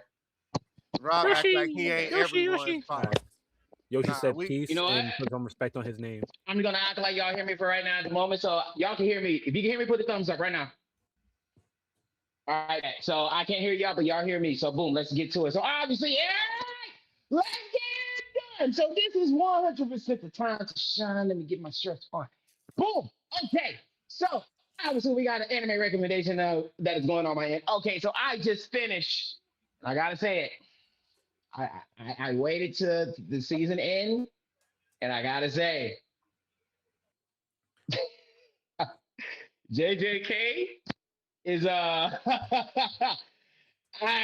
wasn't look, I read the manga and I know Ryuta had adulterated hands. But the type of hands I wasn't expecting for him to have to legit to beat up a person who was like black, who was like white beard, all type of shit. I said, okay, this nigga different. But please go watch JJK, The Color Game Part 2. The season literally it is one of the amazing, and it's a higher ranking episode, apparently a 9.9 high ranking show across all of the map right now. So please take your time today to go to JJK season 3 of The Color Game. I enjoy it. If you enjoy Yuta kissing a cockroach and exploding it from the inside out, hey, go ahead and do it. But for all the haters right now about Yuta right now, because I've been seeing those out there. I've been seeing y'all talking about Yuta too. Yuta don't do this. Yuta like, Now what? Now what you got to say? My man literally 1v4 people with all hands. And to answer our question about Rika. So now you got to deal with the consequences. All right, cool. And we have a quote. This is one of the quotes that I was literally walking around today, and I was like, you know, it's a sunny day, and I just want to sweep the clouds away. But Tanjiro says something in the show that I feel like a lot of people should be understanding, right? And he said this. He said, life is painful, but that doesn't mean you should stop living. Everybody has a lot of hardship that is going on through life. Everybody has one of those things that whatever demons that you are ever literally going through, I promise everything's going to be all right. But do not give up living. Because once you give up on yourself, you give up on everybody that is around you. So do not stop living. Continue to be happy and find the mental pieces that you want. All right? And that's all I got to say. All right. Go for it. Yes. And that's all we got to say. Definitely go for it. So we appreciate, again, Rob, Shonen Showdown, for coming through and joining us on The Podcast Is Real. If you missed this episode, you can always start it back immediately.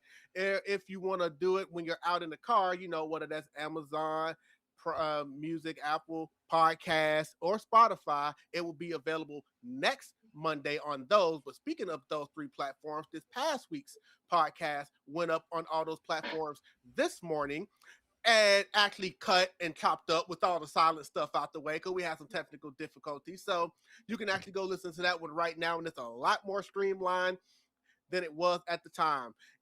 Make sure to follow us at The Podcast Is Real on all our social media platforms, with the exception of Twitter. It's too many letters, but for everywhere else, it's at The Podcast Is Real. You can DM us at most of those places, or you can email us at thepodcastisreal@gmail.com if there's anything you want to see, or you got any other recommendations or any of that good stuff in the future. So for our guest that slid through with us today, Rob, aka Shonen Showdown, for our Jamaican brother Jasirii, for Soundless Well himself, my nephew VoQualz, I am King Drell. We will see you guys next week. Again, not this Thursday. This is this week's podcast. So just make sure you come on here on Thursday. You're not going to find us. But if you do come through on Thursday, you can just check out a lot of our old stuff. So it doesn't even matter.